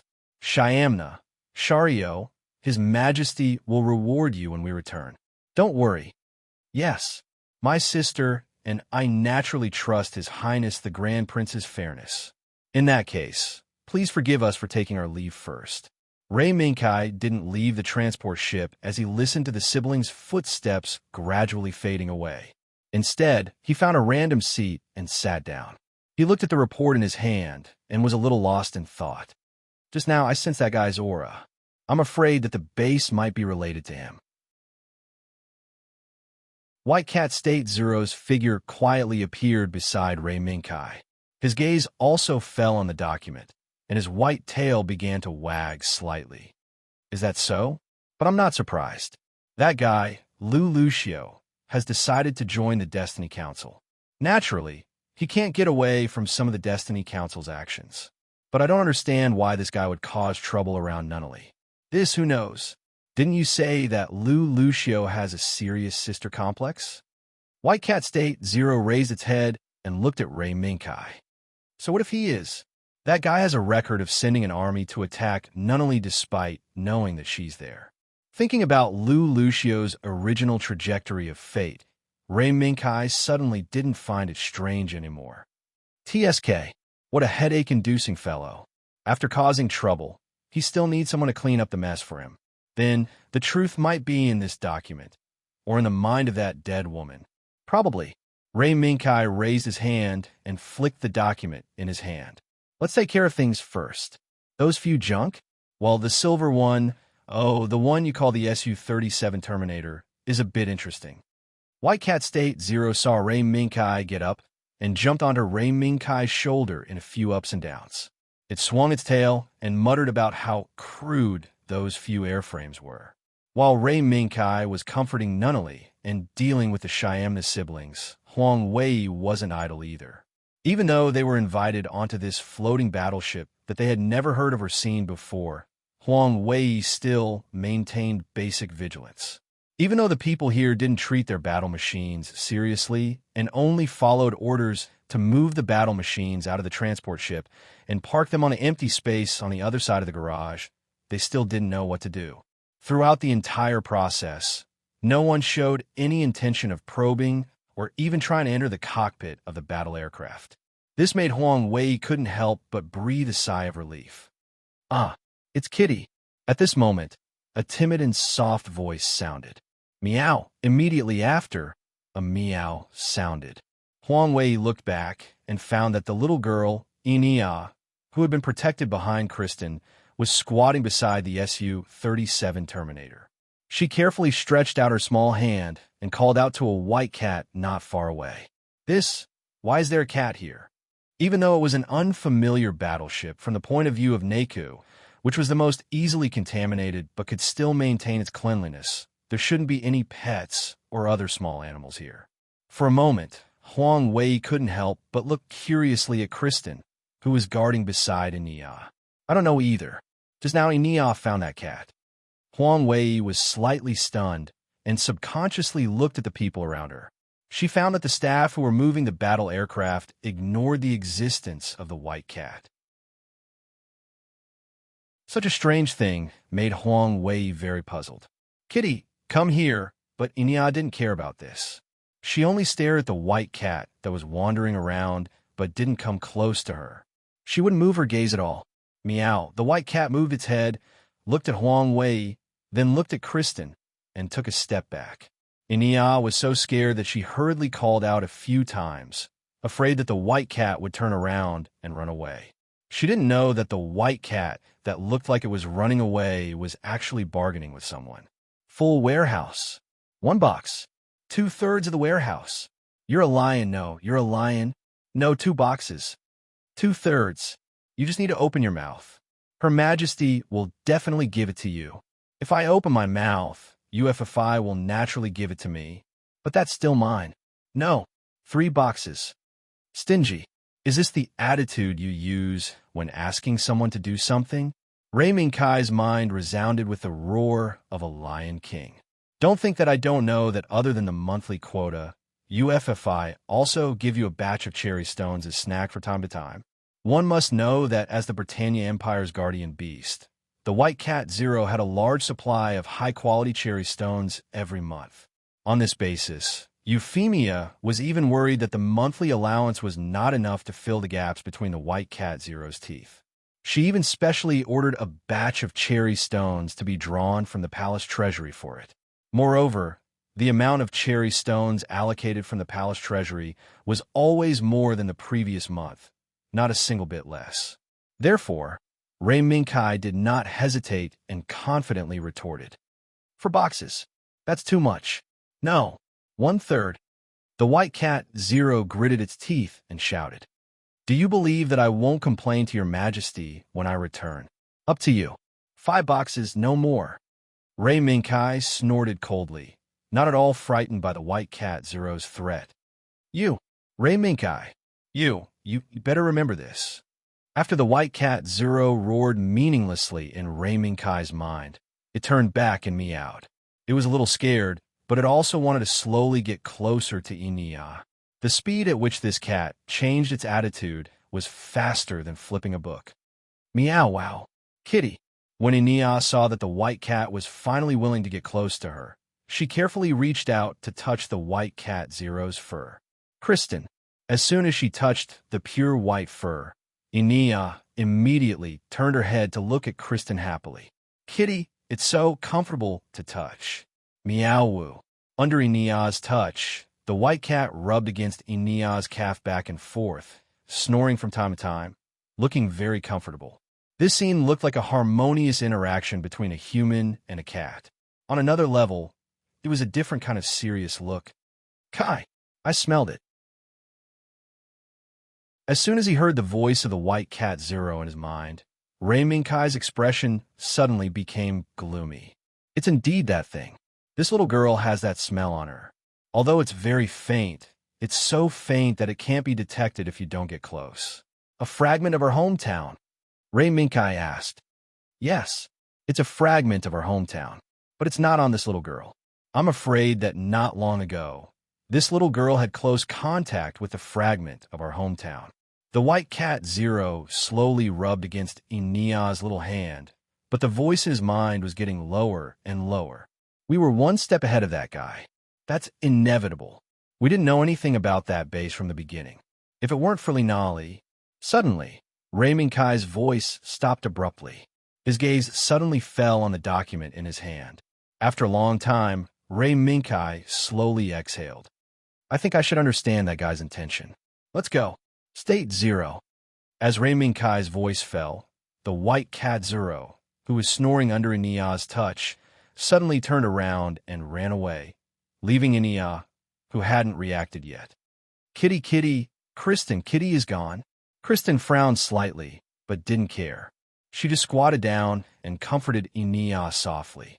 Although Huang Wei was a little confused about the movements of the white cat Zero, he didn't think much about it and just treated it as a cat raised by this battleship.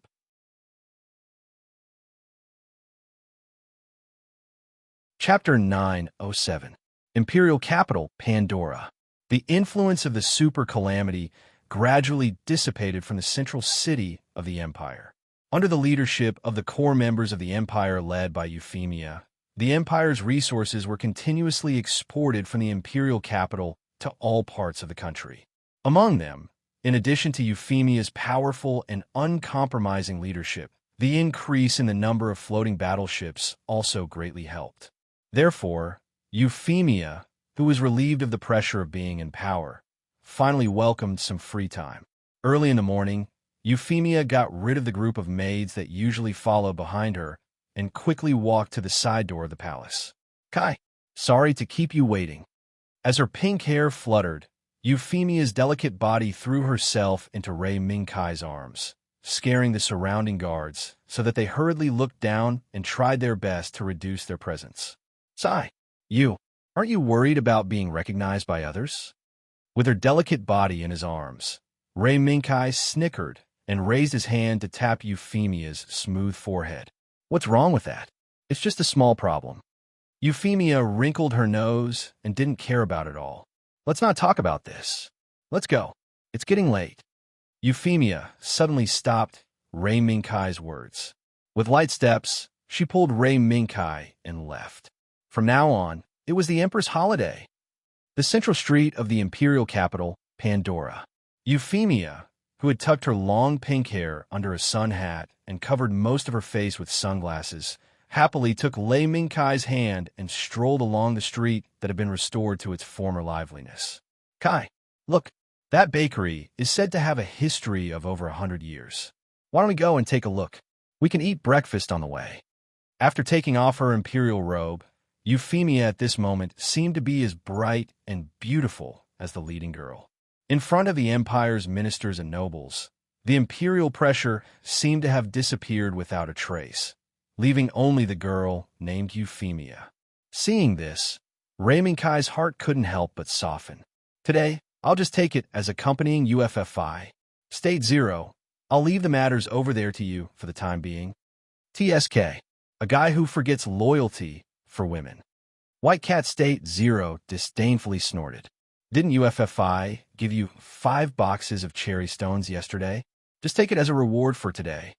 Lei Minkai's casual words made State Zero jump in anger. How did you know? Didn't I say it before? UFFI's mine. State Zero, don't forget this. You win. White Cat State Zero finally understood. It turned out that when they had just returned to the imperial capital yesterday, they were secretly happy when they found 5 boxes of cherry stones. They thought that they had taken advantage of it, but they were idiots. Euphemia, no. Ray Minkai had schemed against it from the beginning. You wait for me. Hearing White Cat State Zero gnashing its teeth, Ray Minkai followed Euphemia, reached out and grabbed Euphemia's waist, and walked into the bakery together. At the same time, on the other side, Huang Wei and Kristen, who were allowed to go out, were walking aimlessly in the middle of Central Street. Other than buying snacks for the curious and gluttonous Enia from time to time, Huang Wei and Kristen didn't talk much. When it was past 10 o'clock, Huang Wei finally couldn't take it anymore. She pulled Kristen into a roadside coffee shop, and then quickly sat down in a corner. Kristen, do you think we're still in the Americas? When Huang Wei arrived at the imperial capital of Pandora, she had asked the staff member who was sent to guide them about the location of the Britannia Empire. In the end, Huang Wei was shocked. The so-called Britannia Empire in front of her was in the Americas, and it overlapped with the overbearing superpower she knew. In shock, Huang Wei subconsciously asked about the country, but she only said that she didn't know, and there were no records of this country at all. Taking this opportunity to go out, Huang Wei also wanted to see Kristen's thoughts.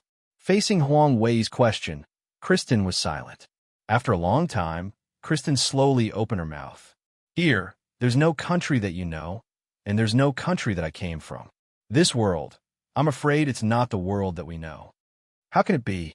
There's still one. Although she already had the answer at her heart, Huang Wei still couldn't accept the reality. Compared to Huang Wei, Kristen was much calmer. For some reason, she didn't have much attachment to the country she was born in. Even when she learned that she and Enia seemed to be in another world, and that country didn't exist, a trace of joy quietly emerged in her heart. Especially when she saw that Enia was more curious about the things around her, no longer showed fear of strangers, and was no longer afraid of the things around her, Kristen almost wanted to make up her mind not to return to the original Cold World. Ladies, have you seen the menu? Perhaps because Huang Wei and Kristen had been sitting for some time, the waiter came forward and asked if they wanted to order anything. Oh, I'm sorry. We were just talking. Give me a cup of coffee. Huang Wei was shocked and quickly said, Kristen, Nia, what about you? I'll just have some water. When Kristen said casually, she found that Nia, who was sitting next to her, was looking at the menu with a frown. Nia, what do you want? Hearing Kristen's question, Enia frowned and shook her head in distress. Seeing this, the waiter showed a warm smile and recommended, why don't we order a strawberry sundae for this little girl?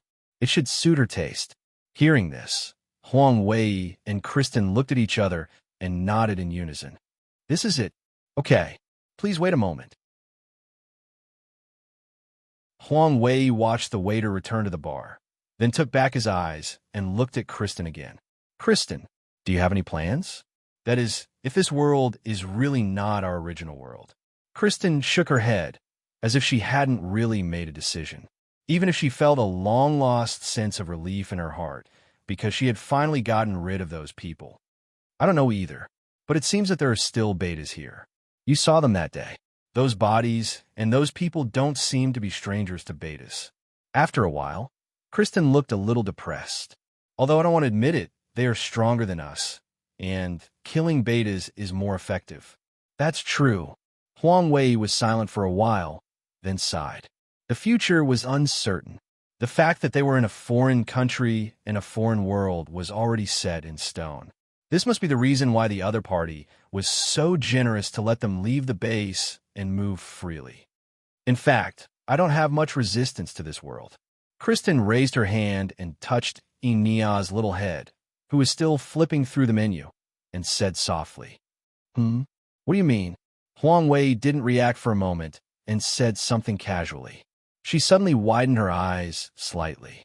However, Kristen didn't want to talk about the past. She shook her head and ignored the topic. For a moment, the atmosphere fell into a deadlock. Just as Huang Wei was trying to find something else to talk about, a soft but dignified voice came from behind. I wonder if we can sit here? Sorry, we are here.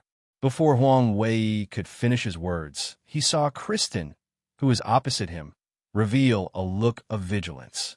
In surprise, she immediately turned her head and looked behind her.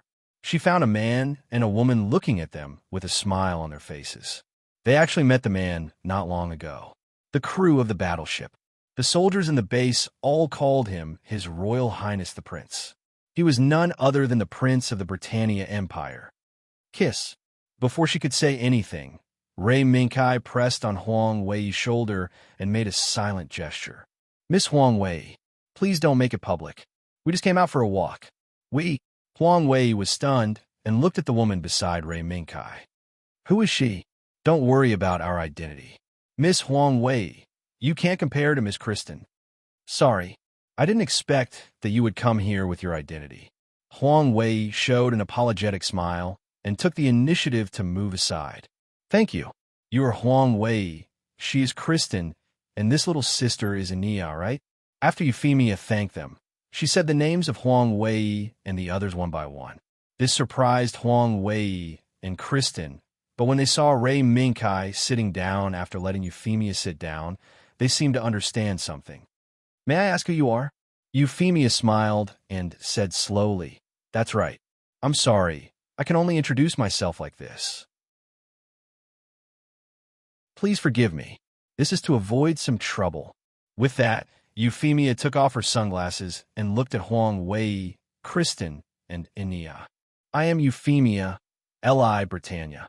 As soon as Euphemia's voice fell, Huang Wei stood up with a swish and then froze on the spot. It was no wonder why Huang Wei had such a big reaction. After all, she was born in a country where the shogunate's great general was the supreme ruler. There's no need for that. Miss Huang Wei, this is not a very ordinary chat.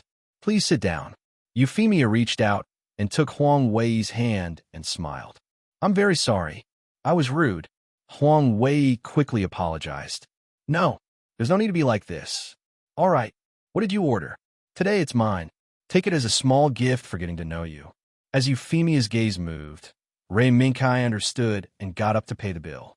His movements were so fast that Huang Wei and Kristen couldn't react. It was only then that the two women realized who the woman sitting next to them was. She had a sweet smile on her face, and she was surprisingly friendly to them. Euphemia emphasized again. Right now, it's just a very ordinary chat. Don't be too nervous. In addition, you can call me by my name, Euphemia. Even so, Huang Wei and Kristen didn't dare to call Euphemia by her name. On the other hand, Ania looked at Euphemia curiously for a while and called out timidly. I'm Ania. Hello. Euphemia. Hello. Ania. The somewhat stiff atmosphere also opened up. After waiting for Ray Minkai to come back with the waiter, the three adults and one child were already chatting happily. Time passed, and soon it was evening. At the same time, it was time for Huang Wei, Kristen, and Ania to go back. After separating from them, Ray Minkai and Euphemia looked at the people who were chatting by the river in groups of 2 or 3 after a busy day and slowly strolled on the riverbank. Today is very happy. Euphemia stretched a smile on her face. Yes, it seems that you like Ania very much. Ray Minkai nodded and thought of the scene when Euphemia held Ania in her arms. Ania? It's so small, it's very cute. Euphemia made a gesture, and the smile on her face became more and more brilliant. It feels good to hold it in my arms. The two laughed and talked about what they saw and heard today and walked along the riverbank hand in hand. Their intimate appearance made others look sideways. The sun set in the west, the full moon rose in the sky, and the riverbanks on both sides were illuminated by the lights. The two came to a bridge at the end of the riverbank. On the opposite side of the bridge, a convoy escorted by the Personal Guard Knight Regiment was parked not far away. The surrounding roads had been controlled by the Personal Guard Knight Regiment. It seems that the holiday is coming to an end. Seeing this, Euphemia sighed slightly. Then, she raised her head to look at Lei Mingkai's face. Let's continue next time. And Ray Minkai nodded and stretched out his little finger. Do you want to make an agreement? Do you still think I'm a 3-year-old child? Euphemia snorted coldly. Then, before Ray Minkai could react, she stretched out her hands and wrapped them around Ray Minkai's neck and tiptoed. The soft and moving touch suddenly surrounded Ray Minkai. Maybe it was a moment, maybe it was a minute, maybe it was when they separated. The breath of the two was a little chaotic. This time, I still have to stay. And I know. Tomorrow, I won't send you off. And I know. Then come back early. Okay. Euphemia let go of her hands and left Rei Minkai's arms. She took 2 steps back, raised her hand to take off her hat and sunglasses. Prince Rei Minkai of the Britannia Empire, listen to my order. Under the lights on the bridge, the Queen of the Britannia Empire, Euphemia, came in person. The surrounding people were so shocked that they stopped in their tracks. Then, the personal Garnite regiment, who had already controlled the surrounding road, quickly stepped forward and controlled the bridge and the surrounding area. At the same time, the surrounding people also knelt down and saluted Euphemia. Amidst the sounds of kneeling around him, Rei Minkai put his hand on his chest and saluted. Your Majesty, please give the order. In the name of Britannia, Prince Rei Minkai of the Britannia Empire is appointed as the Empire's diplomatic ambassador. Tomorrow, he will set off to the moon to visit the Fry Empire.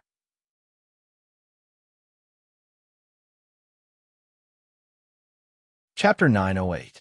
Entering the predetermined orbit, confirming the energy consumption of the light wings, and initiating the abandonment program. Commencing the abandonment countdown. 5, 4, 3, 2, 1. Abandonment program initiating.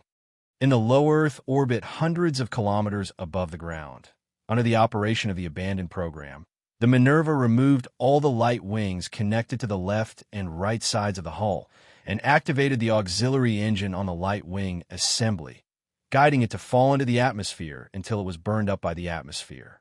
Seeing the 2 groups of light wings, driven by the auxiliary engines, quickly fall into the atmosphere and ignite with brilliant sparks, Talia could not help but breathe a sigh of relief. Finally, we're home. From a moment Plant sent a diplomatic mission, Talia had been waiting for this moment to come. Especially after meeting with Neger, Talia could not help but imagine various scenarios in her mind. The most terrifying scenario was that the Britannia Empire detained the Minerva under some pretext and blackmailed Plant. But this was just a hypothesis. The Britannia Empire's attitude was extremely straightforward. After Neger and Lakis, who was Clea herself after swapping identities, submitted a request to bring the Minerva back to Plant, Euphemia readily agreed and sent a team to assist the Minerva to return to space and return to Plant as quickly as possible. This included the Britannia Empire's newly developed rapid liftoff device, the auxiliary lifting light wings. With the help of this new device, the Minerva successfully entered the predetermined orbit 1/3 of the time in the morning. Captain Talia, I just received news from ZAFT headquarters that Mr. President is now visiting the moon and has asked the Minerva to return to Plant to rest. Neger stood next to Mei Ling. After operating the headset for a while, he turned to look at Talia. Is that so? I understand. Talia raised her hand and signaled. Vice Captain Arthur immediately understood and issued the relevant instructions to return. Talia slowly took a breath, turned her head, and looked to the right, where Lakis was. Lady Lakis, is it okay for us to return to Plant now? No, Captain Talia. Now that we are passengers on this ship, the captain should decide the itinerary. Lakis smiled, indicating that she had no objections. Thank you for your understanding. Talia retracted her gaze and looked at Mei Ling, smiling. He sent a communication request to the son of the pill slave. It's time for us to bid farewell to our comrades. That was right. The Minerva wasn't the only one returning to space. There was also the son of Dan's slave, which hadn't experienced any space combat after its modification. Originally, Rei Minkai did not intend to ride the son of Dan Nu into space. However, under Teresa's strong request, and after careful consideration, Rei Minkai finally nodded and approved Teresa's plan about the son of Dan's slave completing actual combat training in complicated environments, such as microgravity, in the shortest time. Thus, when the Minerva entered space with the aid of the auxiliary lift wings, the son of Dan's slave also successfully entered space with the wings he was equipped with and began the initial adaptability training for space combat. Oh, this was space. I'm really interested. Cruz looked at the completely sealed cup floating in front of him in surprise and made a fuss from time to time. You are Z6. You better be serious. Now it's space adaptive training. Melissa Mao's voice came from his side. However, when Cruz turned around, he immediately showed a gentlemanly smile. Why? That was because Melissa Mao's hands were tightly gripping the armrests of the chair, preventing her body from floating in the air. Moreover, her usually fierce face now had a trace of cuteness to it. You are easy too. Relax your muscles. Pay attention to the combination of waist strength and leg movements. On the side, Sosuke Xiangliang wasn't surprised by the floating object in front of him, nor did he panic at the loss of gravity. Instead, he calmly reached out his hand and placed it on the wall, steadily floating in the air. You are Z7. You've received astronaut training before. Melissa Mao saw that Sosuke Xiangliang's appearance was far better than them, who were weak enough to make people laugh to death, and was immediately shocked. No, I just looked up some information before I left. I didn't do any training. Sosuke Xiangliang calmly replied. Then, he rubbed his chin and thought for a while. Then, with a slight push against the wall, his whole body flew towards Melissa Hare. You are Z2. You won't be able to complete space adaptive training in a short time. I have a way that should be able to help you. Sosuke Xiangliang reached out and pulled away Melissa Mao's hands that were tightly gripping the chair's handles, letting her completely float in the air. Wait. You Sosuke. You bastard, what are you doing? For a moment, Melissa Mao's screams echoed throughout the cabin. Compared to the jubilant cabin, the bridge was much calmer, because most people could work in chairs and use this opportunity to slowly adapt to the space environment. Of course, in the case of first contact with the space environment, the situation in the bridge wasn't much better than Sosuke Xiangliang's situation. Fortunately, after the son of Dan Nu entered space, he welcomed a new crew member with great strength. Yes, according to the current progress, it will take a week for all crew members to complete the space adaptive training. The silver stream of light fell, revealing Vervian's figure. A week?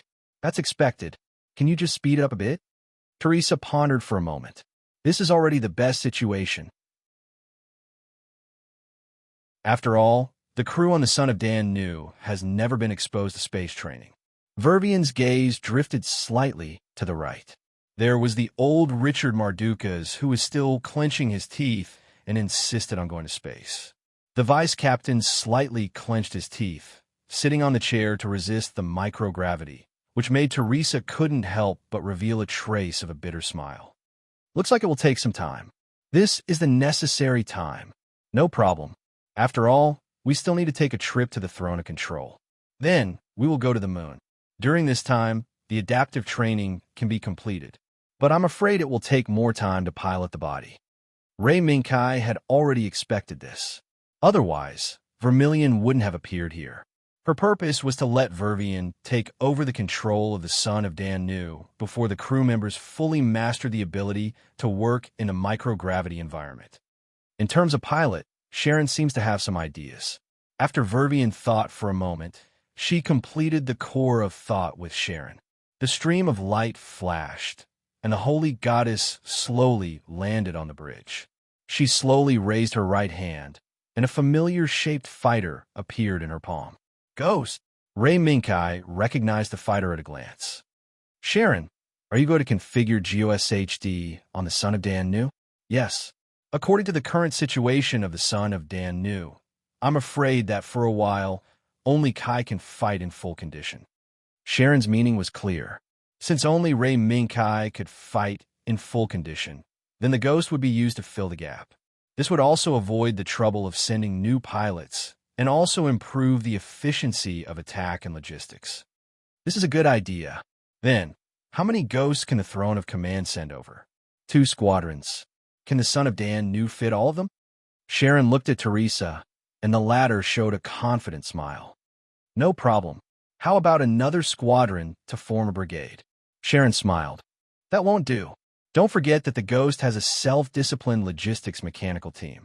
Teresa, you don't want your logistics personnel who haven't adapted to the space environment to maintain a body they've never seen before, right? Teresa was taken aback, and then she face-palmed. You're right. I was careless. Then it settled. Okay. Sharon nodded, then looked at Ray Ming Kai and said softly, Kai, I'll wait for you at the throne of command. Okay. Vervian, who had just finished the core of thought exchange with Sharon, looked in the direction of the Minerva. The ship sent a message requesting communication. Ray Ming Kai and Teresa looked at each other, and the latter spoke. Connect it. Then, Talia's figure appeared on the main screen. Son of Dan Nu, this is the Minerva. I'm Captain Talia, requesting communication. I'm Teresa. Captain Talia, what's the matter? Teresa nodded and said with a serious expression, No. It's just that it's almost time for us to say goodbye. Next, this ship will return home. Towards the end of her sentence, Talia couldn't help but reveal a faint smile. She must be thinking of her son. Ray Minkai thought about it and continued the conversation. Captain Talia, thank you very much for your help during this time. The Empire will remember this kindness. No, Your Highness, you're too kind. During our most difficult time, Your Highness and the Empire extended a helping hand to us. This is what we should do. Moreover, after that, the Empire also provided strong logistical support and supplies for the Minerva. This is already too much for us. Talia modestly spoke about the care the Minerva received during this time, and a trace of gratitude appeared on her face. In addition, during the time we followed Your Highness, the crew of the Minerva and I have realized the vastness and cruelty of this world. When we return, I'll compile a report of what we've seen and heard and submit it to the Supreme Council. I hope that the next time we meet, we'll be able to fight side by side against the enemies from another dimension. I look forward to it too. Captain Talia.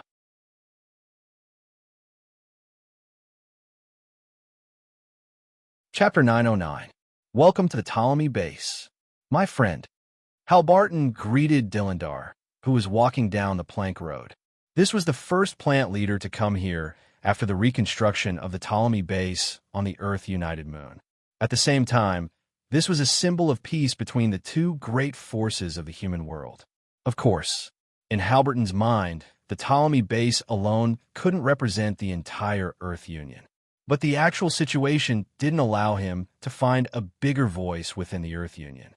Because other than the Ptolemy Base under Halberton's control, the Earth Union didn't have much power left. Speaking of which, I seem to be the first plant adjuster to come here. At first, Dillandar said that he was the first person to arrive at the Ptolemy Base. But when he saw a few young people with red hair, light brown hair, and eyes of different colors walking by, he knew that this base was different from the demonic base that Plant knew, which was specifically designed to deal with Plant. I'm afraid there will be more opportunities like this in the future. Please, Mr. President.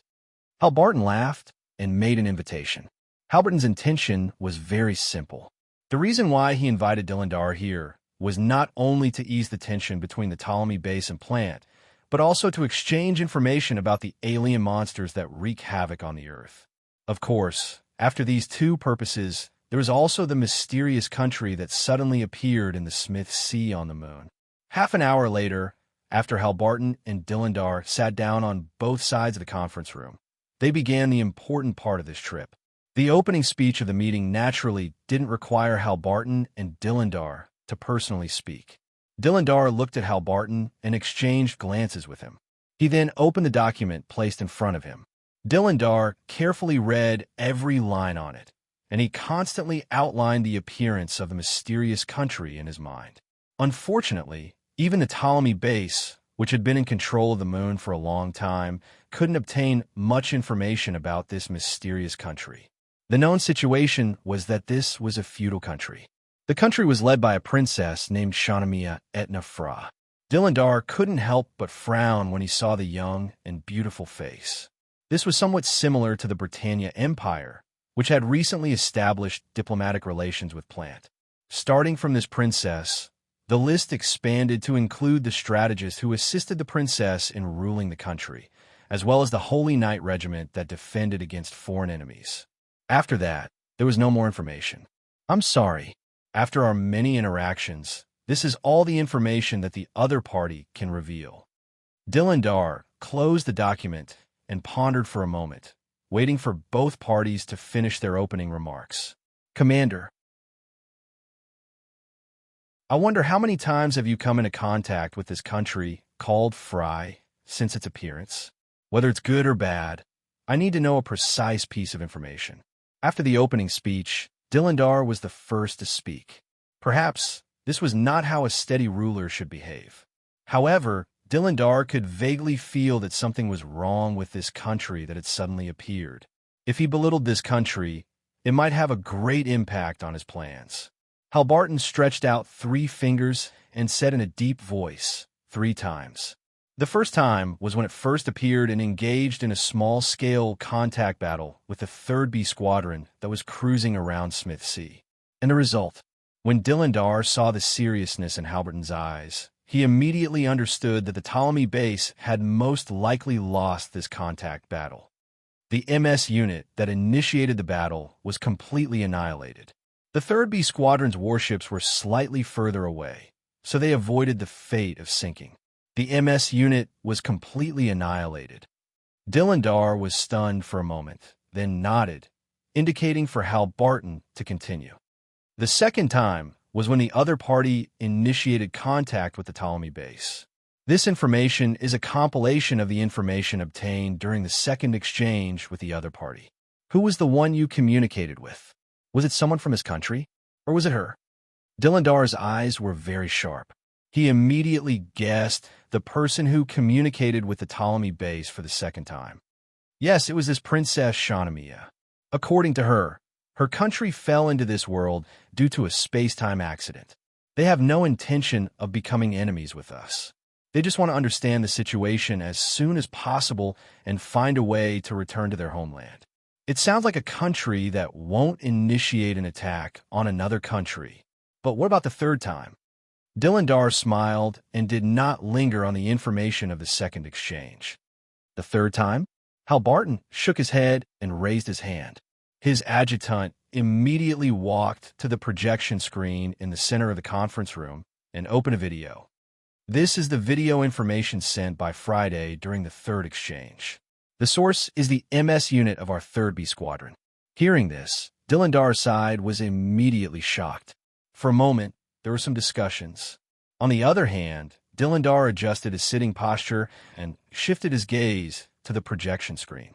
Perhaps this was the reason why the Ptolemy base. No, it should be said that Halbarton was on good terms with Plant and even Zaft. From the beginning of the video, there was not much of a problem. It was the MS unit's usual password when entering the combat airspace. Clip. The problem was in the following clip. An unfamiliar body appeared on the screen. It appeared at the bottom left of the screen at a moderate speed and only stopped when it completely appeared at the center of the screen. Even if Dilindar did not have any experience in piloting the MS, he knew that it was absolutely impossible for such a situation to occur on a battlefield. Allowing an unknown body to appear in front of him at such a close distance was undoubtedly an act of suicide. But it happened just like that. Dilindar could even hear a voice in the video continuously calling out a certain person's code name and ordering him to attack. However, until the moment the unfamiliar body launched its attack, the body that recorded this video remained motionless and allowed itself to be slaughtered by the other party. Moreover, Dilindar also noticed that throughout the entire process, the pilot did not react at all. He did not utter a single word, as if he was a human quietly welcoming death. Our pilots are definitely not such incompetent people. After the video ended, Halbarton made a firm promise. Dilindar's eyes flashed. He had already realized that Halbarton seemed to be hiding something, but it was not important anymore. This is a demonstration from Friday. Dilindar made his evaluation. Yes, along with the video, our pilot also sent it back. Back then, they only incapacitated the MS and captured all the pilots that were sent out. All captured? They can do that? Dilindar's pupils shrunk as he said in shock. We don't know how they managed to capture all the mech pilots we sent without injuring a single one. Halbarton was silent for a moment before he stood up. Rather than words, it's better to see it with your own eyes. Take a look at our pilots. Moon, Smith Sea. Friday Empire, Palace, Backgarden. Surrounded by maids, the princess of the Friday Empire, Shanamia, slowly walked into the back garden that she liked very much. This was a refuge to avoid the busy government affairs and to relax a little.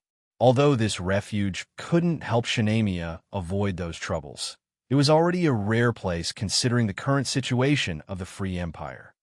Your Highness, Head Commander Dania requests an audience. Just as Shanamia thought, the break time was quickly over. Let Head Commander Dania come.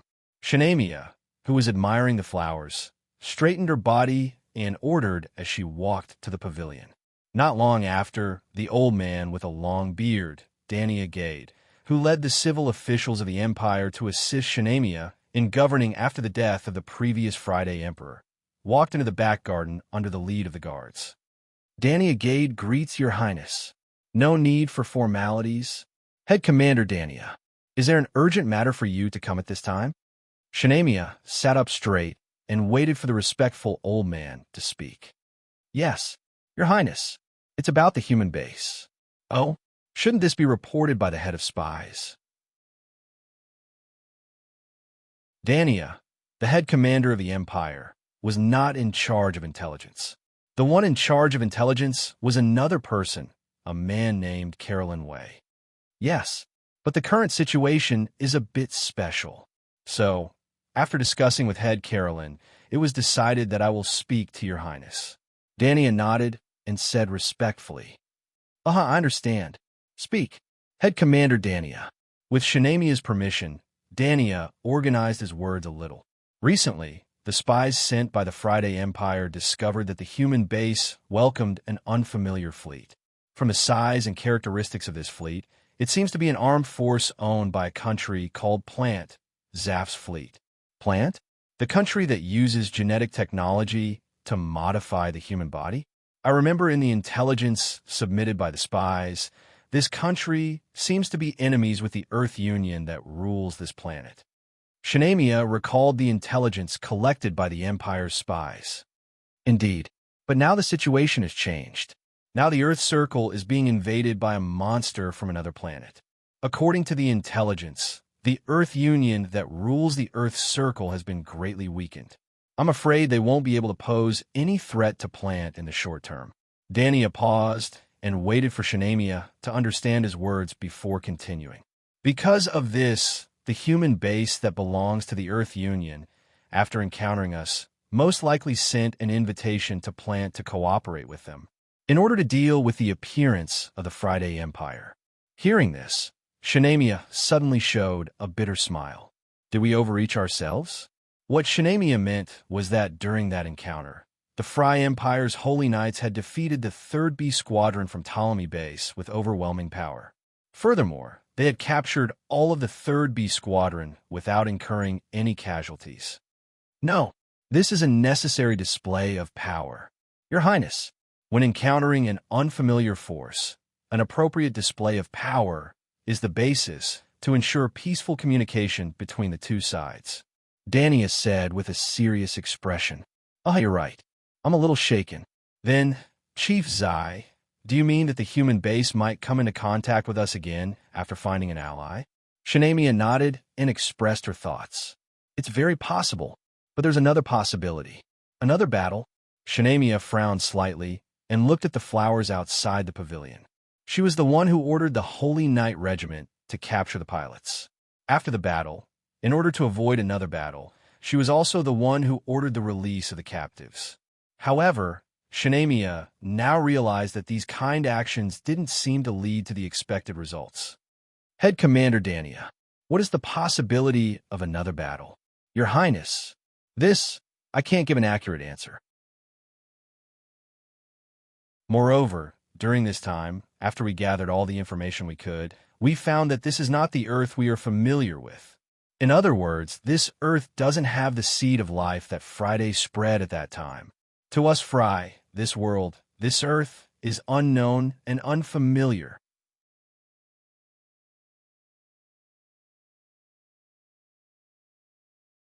Chapter 9:10. The data displayed on the life monitoring instrument was stable, but the people standing next to the life monitoring instrument had a heavy heart, especially the two people standing at the front, Hal Barton and Dylandel. These two leaders, who currently represented the two most powerful forces on Earth, had the same expression on their faces. They were solemn and silent. The person lying on the bed next to the life monitoring instrument was one of the pilots who participated in the overwhelming battle. In the Ptolemy base, no one knew what happened during the battle, and no one knew what happened to the pilots who were captured and released. All they knew was that ever since these pilots were sent here, they'd been maintaining this state of almost deathly stillness.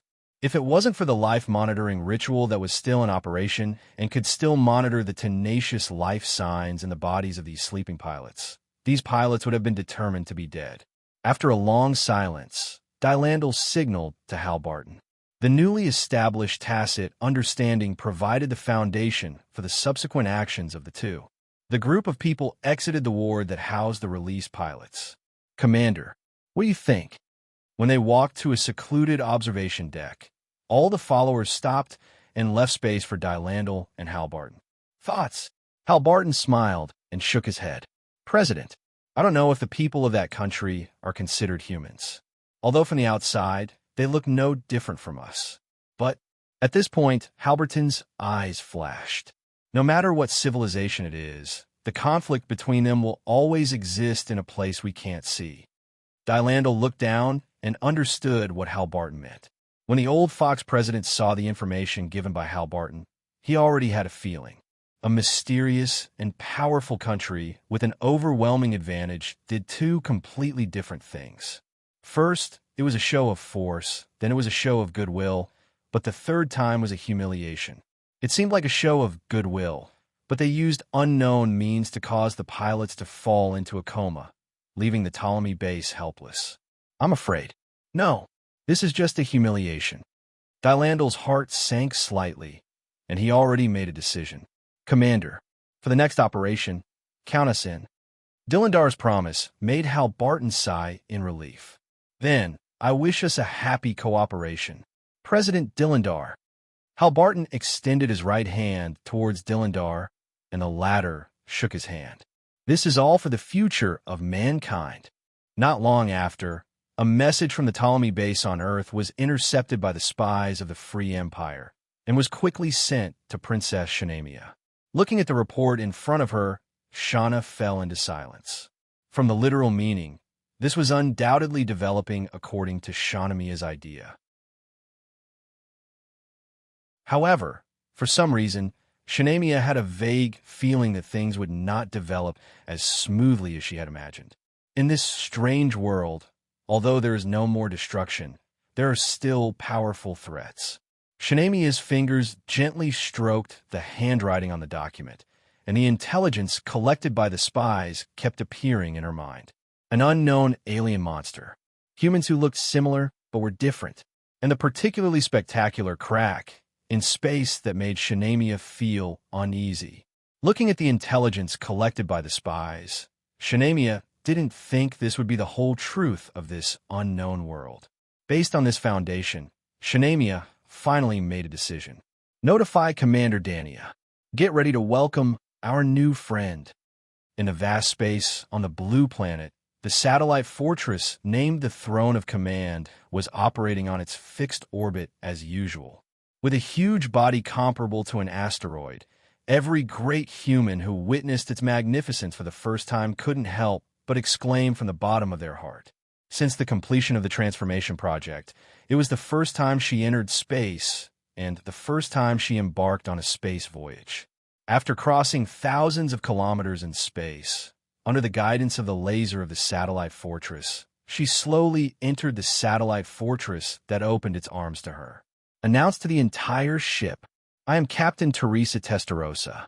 Now, our ship will enter the Throne of Command, a satellite fortress belonging to the Britannia Empire. At that time, the ship will undergo a 72-hour temporary inspection and maintenance. During the inspection, the The ship's crew will strictly follow the rotation schedule. Teresa paused for a moment. After looking around the bridge, she smiled. In addition, most of the internal environments of the Throne of Command are equipped with gravity simulation devices. Therefore, all crew members need to pay attention to working and living matters in different gravity environments. As soon as they heard this news, most of the crew members who were tortured by the microgravity environment couldn't help but exclaim in unison. Although this trip was very novel and interesting for the crew members who had never touched space travel. In the face of the embarrassing scene of dancing, but still spinning in midair, the crew of the Son of Dan knew still missed the life in the gravity well. Ahem, this is really good news, sir. As one of the representatives who suffered from the microgravity environment, Richard Mardukas coughed, pulled down his hat slightly, and sighed from the bottom of his heart. One had to know that he was no longer an energetic young man. In the face of having to pay attention at all times and diverting his attention to deal with the microgravity, Richard Mardukas almost lost all his face. Yes, Mardukas. Most of the areas inside the Throne of Command can simulate the Earth's gravity environment, so please have a good rest. I will be in charge of the inspection of the Son of Dan Nu. Teresa smiled softly. It was time for the adjutant who had been standing behind her and silently supporting her to take a break. Richard Mardukas subconsciously wanted to defend himself, but in the end, he chose to remain silent. Microgravity environment. This was really a place that people both loved and hated. Soft light scattered on the children of pill slaves as they entered the spaceport. For huge restraining locks moved slowly and finally fixed the children of pill slaves that were entering the spaceport at a slight speed. Restraining lock fixed. Engine start extinguishing. After issuing a series of commands, Teresa took out the walkie-talkie again. I'm Teresa Testarossa. Now, the Son of Dan Nu is anchored in the Throne of Command. All units and crew members, in half an hour, you will start to take a break according to the rotation schedule. The first space voyage of the Son of Dan Nu was over. Ray Minkai, who had nothing to do, was naturally among the first group of people to take a break. The moment he walked down the plank road, there was already someone in front of him to welcome his arrival. The elegant white gauze dress was slightly raised, and the beautiful person who hadn't been seen for a long time slowly landed in front of Ray Minkai. Welcome back. Knight Commander. Knight Commander. Ray Minkai hadn't heard anyone call him that for a long time. Long time no see. Princess Ethylum.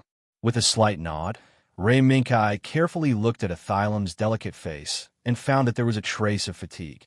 Princess Ethylum, compared to when I left the Throne of Command, you seem to be more haggard. Ethylum was taken aback and subconsciously reached out to touch the side of her face. Is it? I've been busy organizing data recently, so I may not have noticed. As she spoke, Ethylem's face quietly turned red, but she forced herself to shift her attention to other places to hide the joy that emerged from the depths of her heart. We are all ready. Now we can start the modification of the Son of Dan Nu. Is that so? Can it be completed within 72 hours? Ray Minkai's eyes turned away and looked at the wiser technicians standing not far away. They were the main force responsible for the modification of the Son of Dan Nu. In fact, when the Son of Dan Nu began the modification, Nana, who was responsible for the modification, had already sent the follow-up plan to the Throne of Command and let the wiser technical team start the research work. After the Son of Dan Nu entered space, a new round of modification would be carried out. Fermion, the wiser knight who followed Ethylum, was now one of the people in charge of this work. When he saw Ray Minkai looking at him, he also stepped forward and bowed to Ray Minkai. Your Royal Highness, please rest assured. We have successfully built the Son of Dan Nu according to the requirements and design of Lady Nana with the strictest standards. If everything goes well, this new set of equipment will be completed within 56 to 72 hours. Then, I'll leave everything to you. The original equipment of the Son of Dan Nu was indeed enough to deal with most situations in the atmosphere, but if it was placed in a three-dimensional space battlefield, it would be a bit difficult. For this reason, when Hinana was modifying the son of Dan Nu, she also prepared various interfaces on the newborn son of Dan Nu to deal with the new equipment that was developed specifically for various battlefield situations. The core design idea was to design and develop various large battleship replacement backpacks based on the MS backpack design concept and seed. Because of the short time, the wiser technical team, led by Athylum, had just finished building the son of Dan Nu's Alpha equipment. From the design blueprint, this set of Alpha equipment was developed to deal with the long-range attack ability of the son of Dan Nu. The son of Dan Nu had a radiation shield and a sea of missiles that could drown the enemy in a short period of time. What it lacked now was a large beam cannon, anti-air interception, and other mid-range and long-range firepower attack methods. This was a necessary weapon for a space battleship.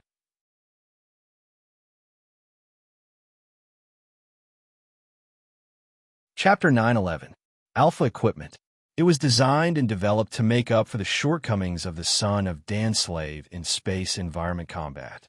The main body was made of 3 equipment backpacks, 2 firepower enhancement backpacks, and 1 power enhancement backpack. In the 2 firepower enhancement backpacks, there were 2 powerful particle cannons for electromagnetic cannons and 12 automatic anti-air cannons evenly distributed on both sides of the hull. The power enhancement backpack was composed of 2 sets of large propulsion engines and 4 sets of auxiliary propulsion engines. After installation, it would become the main power of the son of Dan Slave in space travel. The original power furnace of the son of Dan Slave was not bad, but its design was not designed for the space battlefield at all. Therefore, during the repair, Hinana immediately made a design plan for this aspect. In addition, in the control program of the son of Dan Slave, Hinana also left some room to further provide the possibility of system upgrade for future equipment expansion. Captain, the throne sent an inquiry. Do you want to start the operation? Teresa nodded and responded. Let's start. Also, at the beginning of the operation, carry out the system upgrade preload. Keep your spirits up. We are pressed for time. We must make sure nothing goes wrong. Yes, Captain. Time flowed by in the tense, but orderly operation. When the son of Dan Slave's system expansion progress bar reached 100% and showed that the program was running normally on the full screen, this last-minute inspection, modification, operation came to an end. All the crew members returned to the son of Dan Slave. In these 72 hours, with the auxiliary facilities of the throne, the crew members of the son of Dan Slave had become accustomed to life in a microgravity environment, and they were more or less familiar with the combat methods in a microgravity environment. In terms of results, this was a good harvest. For example, Richard Mardukas was able to stand steadily next to Teresa in a microgravity environment and continue to perform his position and duties. One unforgettable experience. After his left foot slightly rubbed the unfamiliar and familiar floor, Richard Mardukas let out a sigh. Recalling his fear of microgravity not long ago, Richard Mardukas couldn't help but blush. Well, this is indeed a very good experience. After all, not everyone has the opportunity to come to space and experience life in a microgravity environment. Teresa smiled and didn't expose Richard Mardukas' words. Then, Richard Mardukas straightened his back and said in a deep voice, Sir, the entire crew of Dan Nu's son has returned to the ship and is ready to set sail at any time. Please instruct me. Teresa nodded and asked, Where is His Highness the Prince? Cough. I'm coming. Before Richard Mardukas could answer, Raiminkai's voice came from the cabin door. However, when Teresa looked back, she found that there was another person following behind Raiminkai. That was Esilam. Teresa's eyes flashed, and her right hand immediately pressed a button on the side of the chair. A light film poured down from the ceiling, enveloping Teresa, Richard Mardukas, Raiminkai, and Ethelum. There was no other reason. This was a light barrier that isolated sound from the outside world, and, at the same time, prevented the outside world from finding out what was going on. Teresa, there's a change of plan. From now on, Ethelum will be the diplomatic envoy, and Johann will be the deputy diplomatic envoy. Ray Minkai looked at the light barrier, nodded slightly, and made a new decision. Johann. Teresa blinked her eyes and glanced behind Lay Minkai and Athalam. After finding that there was no one else, she vaguely guessed something. Is there a change in the situation? Yes, I just received an emergency message from Gemengard. Plant has sent a delegation led by Speaker Dylandal to participate in Freeze Matter. Among them, that person is there. Well, it's not convenient for my face to be exposed. Ray Minkai shrugged and pointed to his face. Teresa understood. The reason why Ray Minkai changed his identity was probably because of the so-called Holy Lion Night. Then, Johann is you. Teresa pinched her braids, and a sly smile appeared on the corner of her mouth. Yes and no. Ray Minkai silently muttered a few words, and a burst of colorful light flashed. Prince Ray Minkai of the Britannia Empire had transformed into an ordinary-looking middle-aged man. As expected. All right then. Teresa nodded slightly, then raised her right hand and pointed to the chair beside her. Then, Princess Ethelem, please sit down. We'll set off immediately. When Ethelem stepped forward, Teresa suddenly asked in a low voice, Isn't there only one necklace? Ethelem blinked and smiled. This necklace was specially made for His Royal Highness the Prince. Oh. Teresa raised her eyebrows and didn't say anything else. Specially made for Ray Minkai? Could there be such a coincidence in the world? As soon as Gemengard sent the information, they immediately had a corresponding method. I'm afraid this necklace was already made, but they didn't have a reason to give it away. Teresa glanced sideways at Esilam, who was sitting upright in her seat, and thought to herself, You're right. Sure enough, they're all opponents that can't be underestimated. Let's go. Captain Teresa. A fleet of 10 ships of various sizes slowly approached the Smith Sea, drawing out an MS unit made up of 6 unknown airframes that was lurking in the area. This is the airspace of the Free Empire. Unidentified fleet. Please stop moving forward immediately. Please stop moving forward immediately.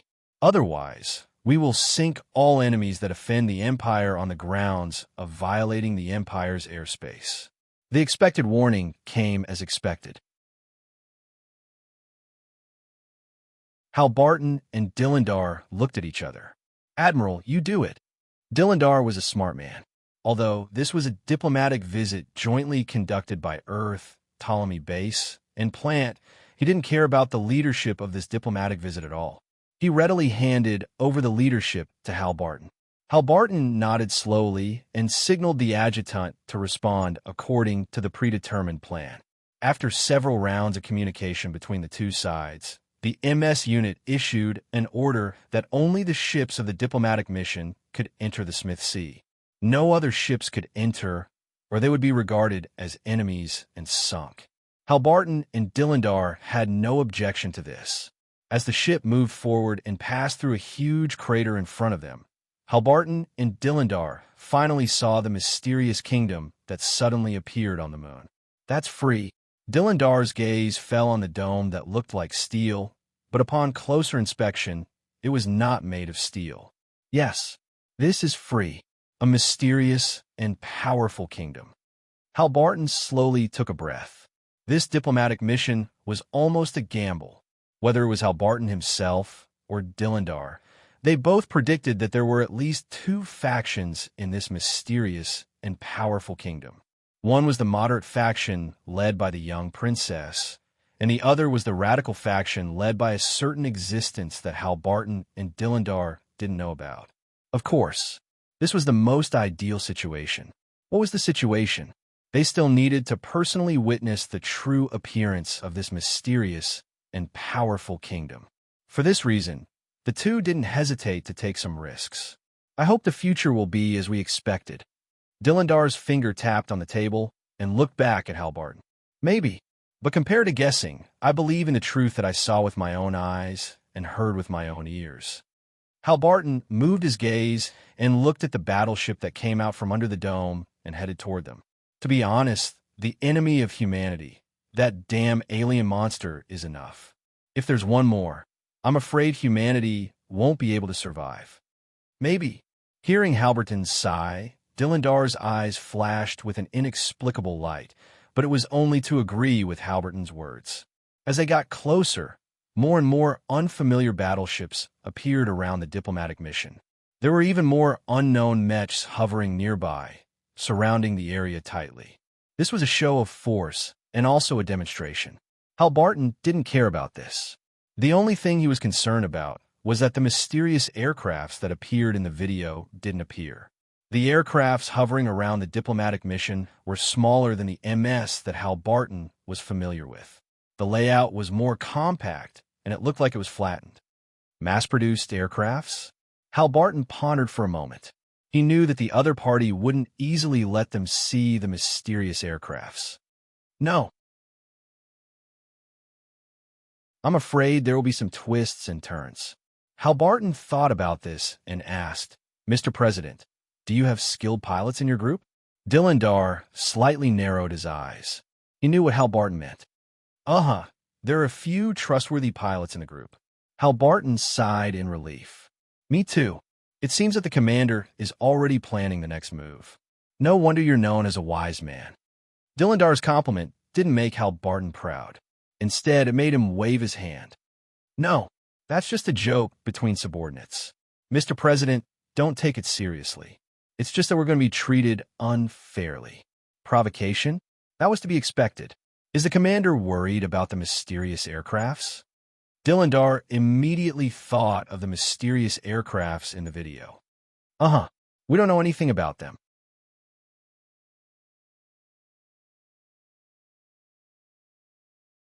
Chapter 9:12. The human diplomatic group has arrived. Somewhere in fury, a dignified man's voice echoed in the room. Sir, please give the order.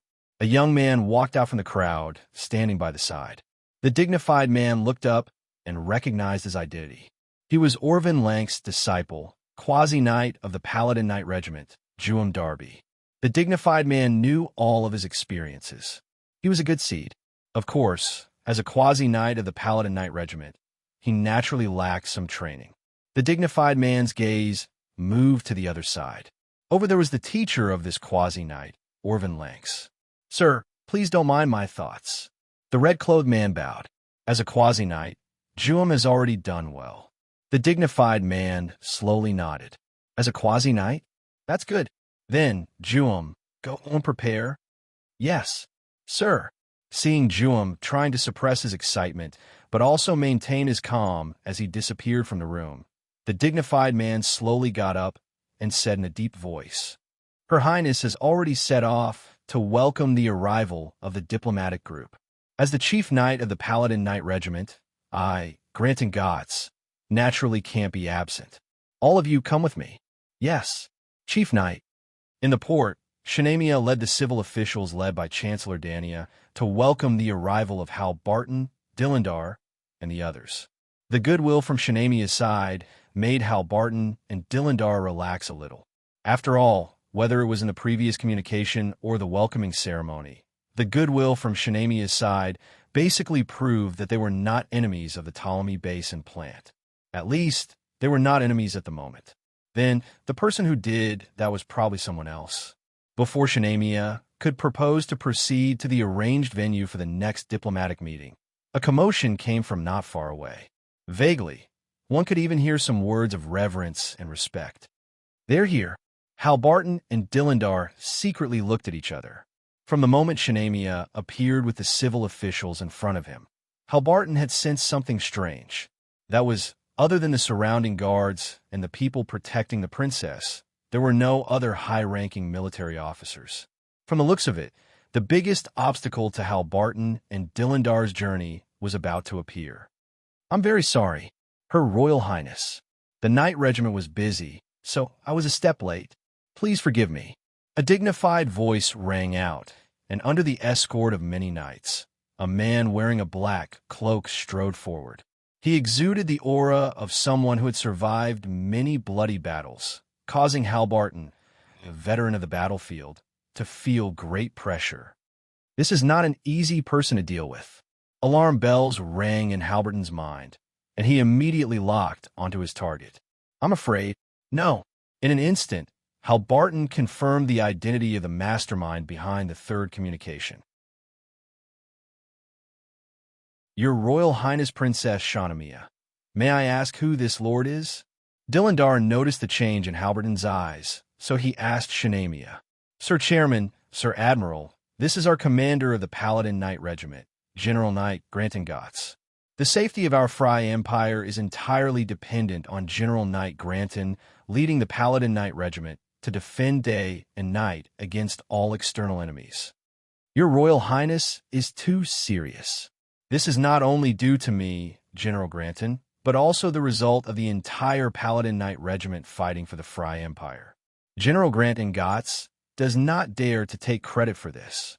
The dignified man walked to Shahnamia's side, then turned to look at Halbarton and Dilindar.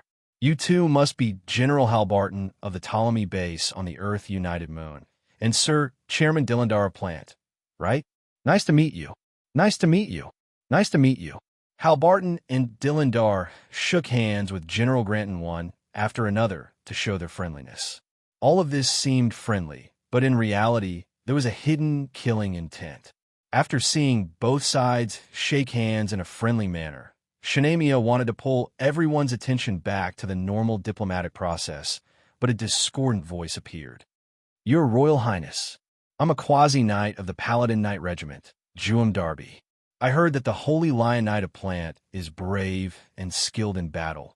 I wonder if you can compete with me. Here it comes. Halbarton and Dilindar's eyes moved.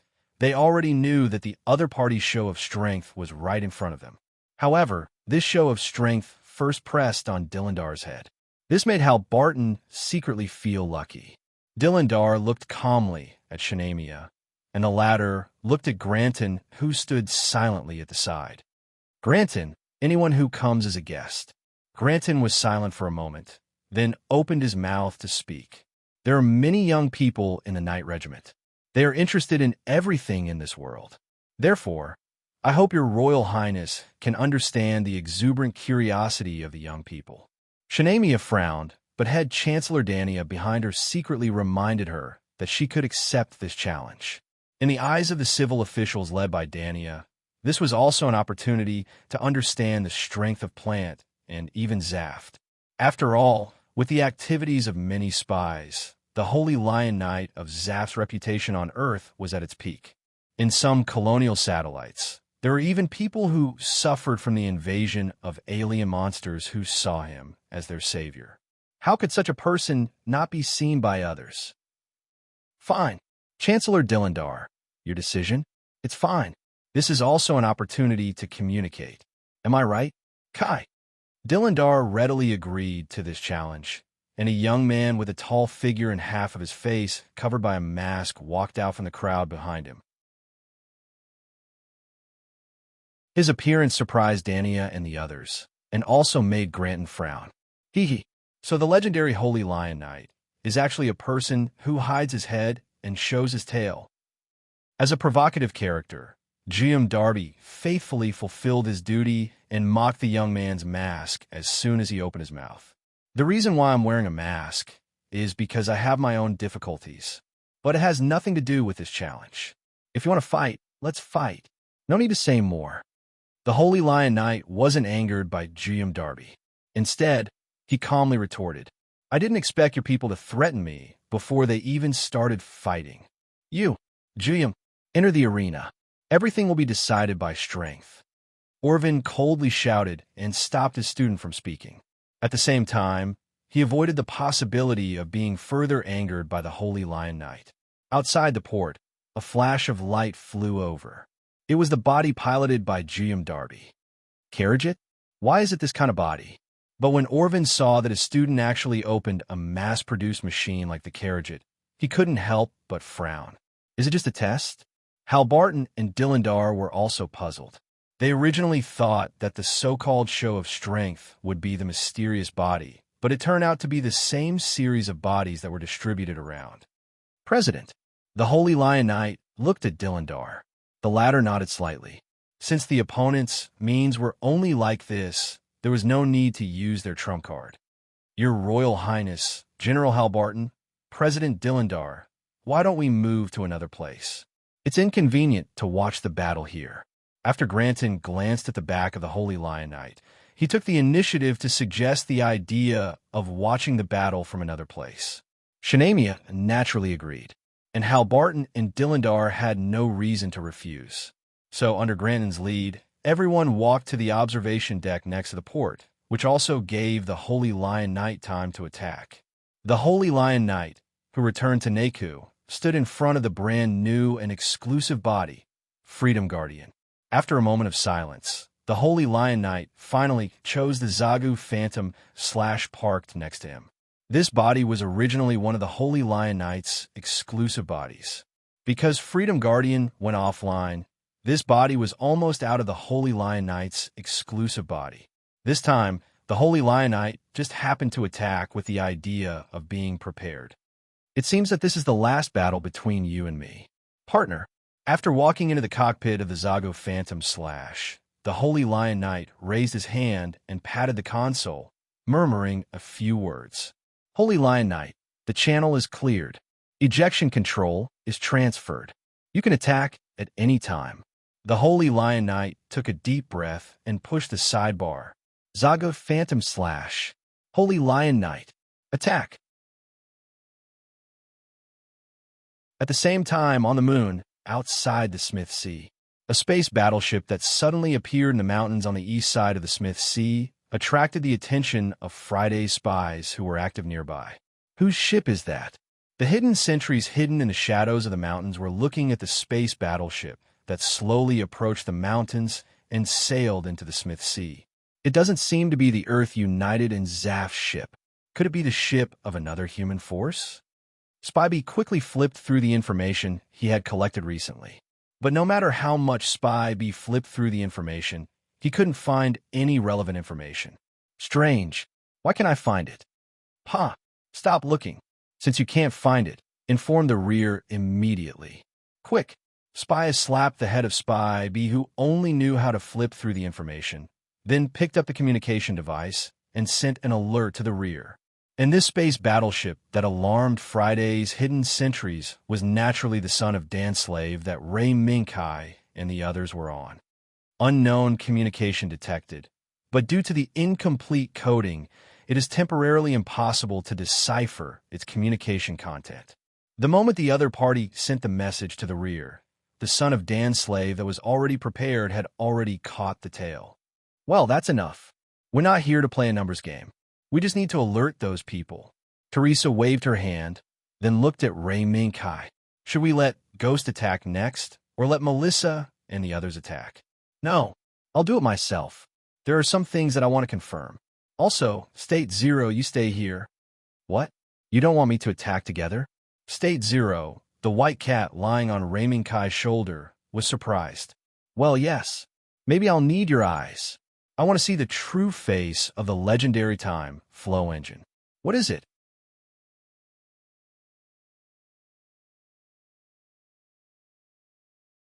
Chapter 9:13.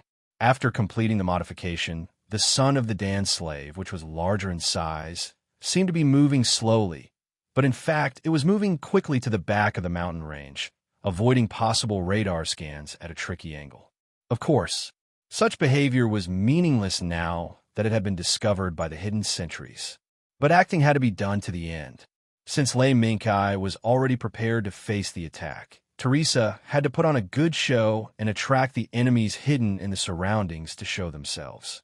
Teresa's lips curled up slightly, and her hand was slowly stroking something that made her feel extremely comfortable. Soft and glossy fur, warm to the touch. It was simply too good. This was a rare opportunity. Teresa usually did not have this opportunity to put the Empire's holy beast, White Cat Zero, on her lap and comfortably sniff the cat. The current combat operation was according to the predetermined plan. The cat under her hand was warm and comfortable to the touch. It was simply too good. At this moment, in front of the son of the Dan Slave, in the mountain range shrouded in shadows, flashes of light were constantly flickering. Between the flashes, there were beams of light that broke through the darkness and blasted deep pits in the surrounding mountains. Gravel splashed everywhere, and large pieces of gravel smashed on the radiation light shield of the son of the dance slave, blowing up bursts of sand and dust. Although it seemed dangerous, in fact, it did not cause any harm to the son of the dance slave.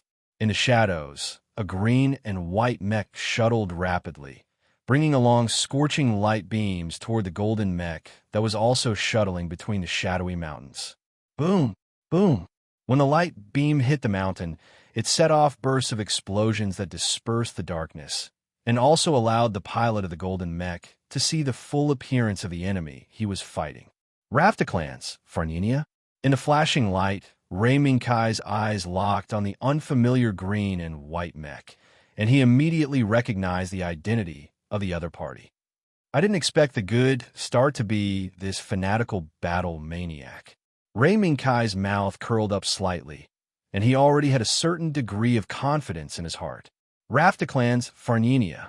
Other than the high-performance humanoid mobile weapon created by Free, there were also a few existing elite-level mecha, known as the Night Mecha. Every existing Rafter clans would be specially tuned and customized according to the pilot's specific habits, and eventually become an exclusive airframe that no one but the pilot could drive.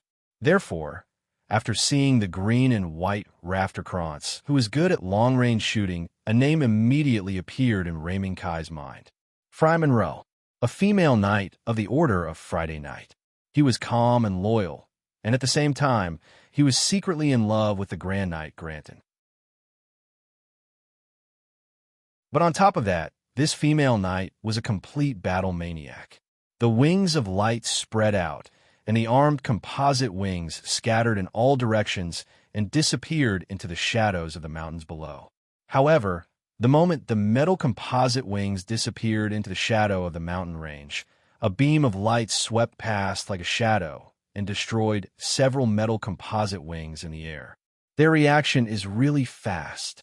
Looking at the fleeting fireball, Rei Minkai's gaze was solemn as he looked at the Austeel greatsword rifle in the hands of Raftaclans, Farninia. This Austeel greatsword rifle was both long-range and short-range. It could be used as a sword or a gun. The slightest carelessness would cause the battle maniac Fry Monroe to use this weapon to knock him down. Annoying little thing. But Fry Monroe, who took the lead and destroyed several metal composite wings, didn't feel complacent because of this. Her instincts developed from fighting on the battlefield for a long time made Fry Monroe wary of the metal composite wings. Even if it was the first time Fry Monroe saw these flexible small weapons, Fry Monroe didn't dare to underestimate these things. From the flexible maneuverability and flight path, the metal composite wings must have a very high level of autonomous AI program. If these little things suddenly came out of the shadows during the fierce battle with the Golden Mech, he would probably be in for a beating.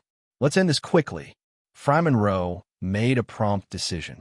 She increased the output of the exclusive Mecha Farninia to the maximum and charged at the Golden Mecha like a whirlwind. In the blink of an eye, the 32.5-meter Gao covered the Golden Mecha like a mountain. An inescapable and terrifying murderous intent wrapped around the Golden Mecha. It penetrated the thick armor and stabbed into Rei Minkai's heart, constantly suppressing his movements. However, to Rei Minkai, this was not even worth mentioning. Rei Minkai was already used to the so-called murderous intent. The only factor that could affect Rei Minkai's judgment was the 32.5-meter body of Raftaclans, Farninia. This was a body that was almost twice as tall as Lancelot, King Swords 18. 2-meter height. From a visual and realistic point of view, Raftaclans, Farninia already had an individual advantage. The outer steel greatsword slashed down. It was not difficult for Fry Monroe to imagine the miserable state of the Golden Mecha that was much smaller than her exclusive mecha being cut in half by the outer steel greatsword. However, this sure-kill sword was blocked by a thin layer of green light shield. Energy shield. The moment a surprised expression flashed across Fry Monroe's face, Raftaclans, Farninia had already retreated some distance, narrowly avoiding the beam attacks from above and below. The attacks came from the armed composite wings. TSK. Quite capable. A hint of excitement gradually appeared in Fry Monroe's eyes. The combination of the radiation shield and the armed composite wings did not make this female knight of the Friday Saint Knight Regiment retreat. Instead, it aroused her competitive spirit. But before that, she needed to deal with the armed composite wings that were chasing after her. Different from when she was forced back by Lancelot, King's Sword, the armed composite wings that had the advantage of attacking first continuously attacked from all directions. Sometimes they fired together. Sometimes they fired sporadically.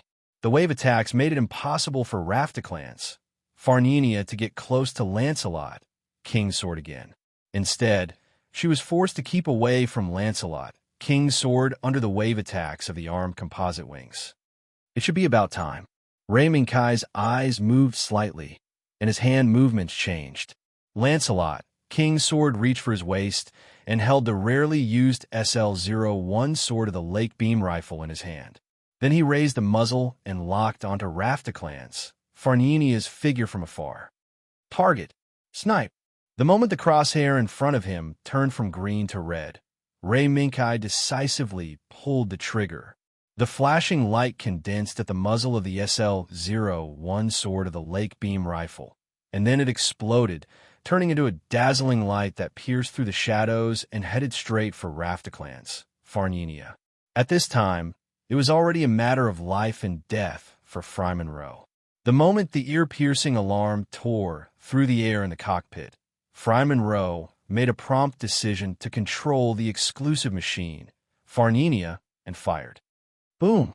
In an instant, the dazzling light produced by the collision of the two beams dispelled the shadows that shrouded the mountain range below, and it also made Fry, who was in the central area of Smith Sea, notice the strangeness of the mountain range. That is, the two who were on the verge of a battle were attracted by the bright light on the spot. Not to mention the people who were standing on the observation deck, waiting for the battle to start. Granton, what happened over there? Shanamia asked Frey's Knight Granton on the spot. The latter frowned slightly, and then looked at the man who was standing not far away, who had been keeping a low profile. No, under the reflection of the light on his bald head, any attempt to keep a low profile was futile. Carolyn. The knight slowly called out the name. Go and investigate now. Fortunately, before the bald man, named Carolyn by Granton, left, a man dressed in Friday's spy uniform quickly walked in and whispered a few words to him. How could this be? Carolyn was shocked, and then he looked at Hal Barton, Dylandel, and the others with a surprised and angry gaze, before bowing to Shanamia. Your Highness. Just a moment ago, an unknown warship invaded the G-103 area, and now Fry Monroe Knight of the Paladin Regiment is fighting with the enemy.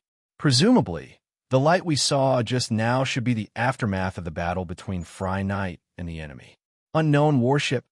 Granton's gaze focused, and an immense pressure descended from the sky, directly pressing down on Hal Barton, Dylandel, and the others.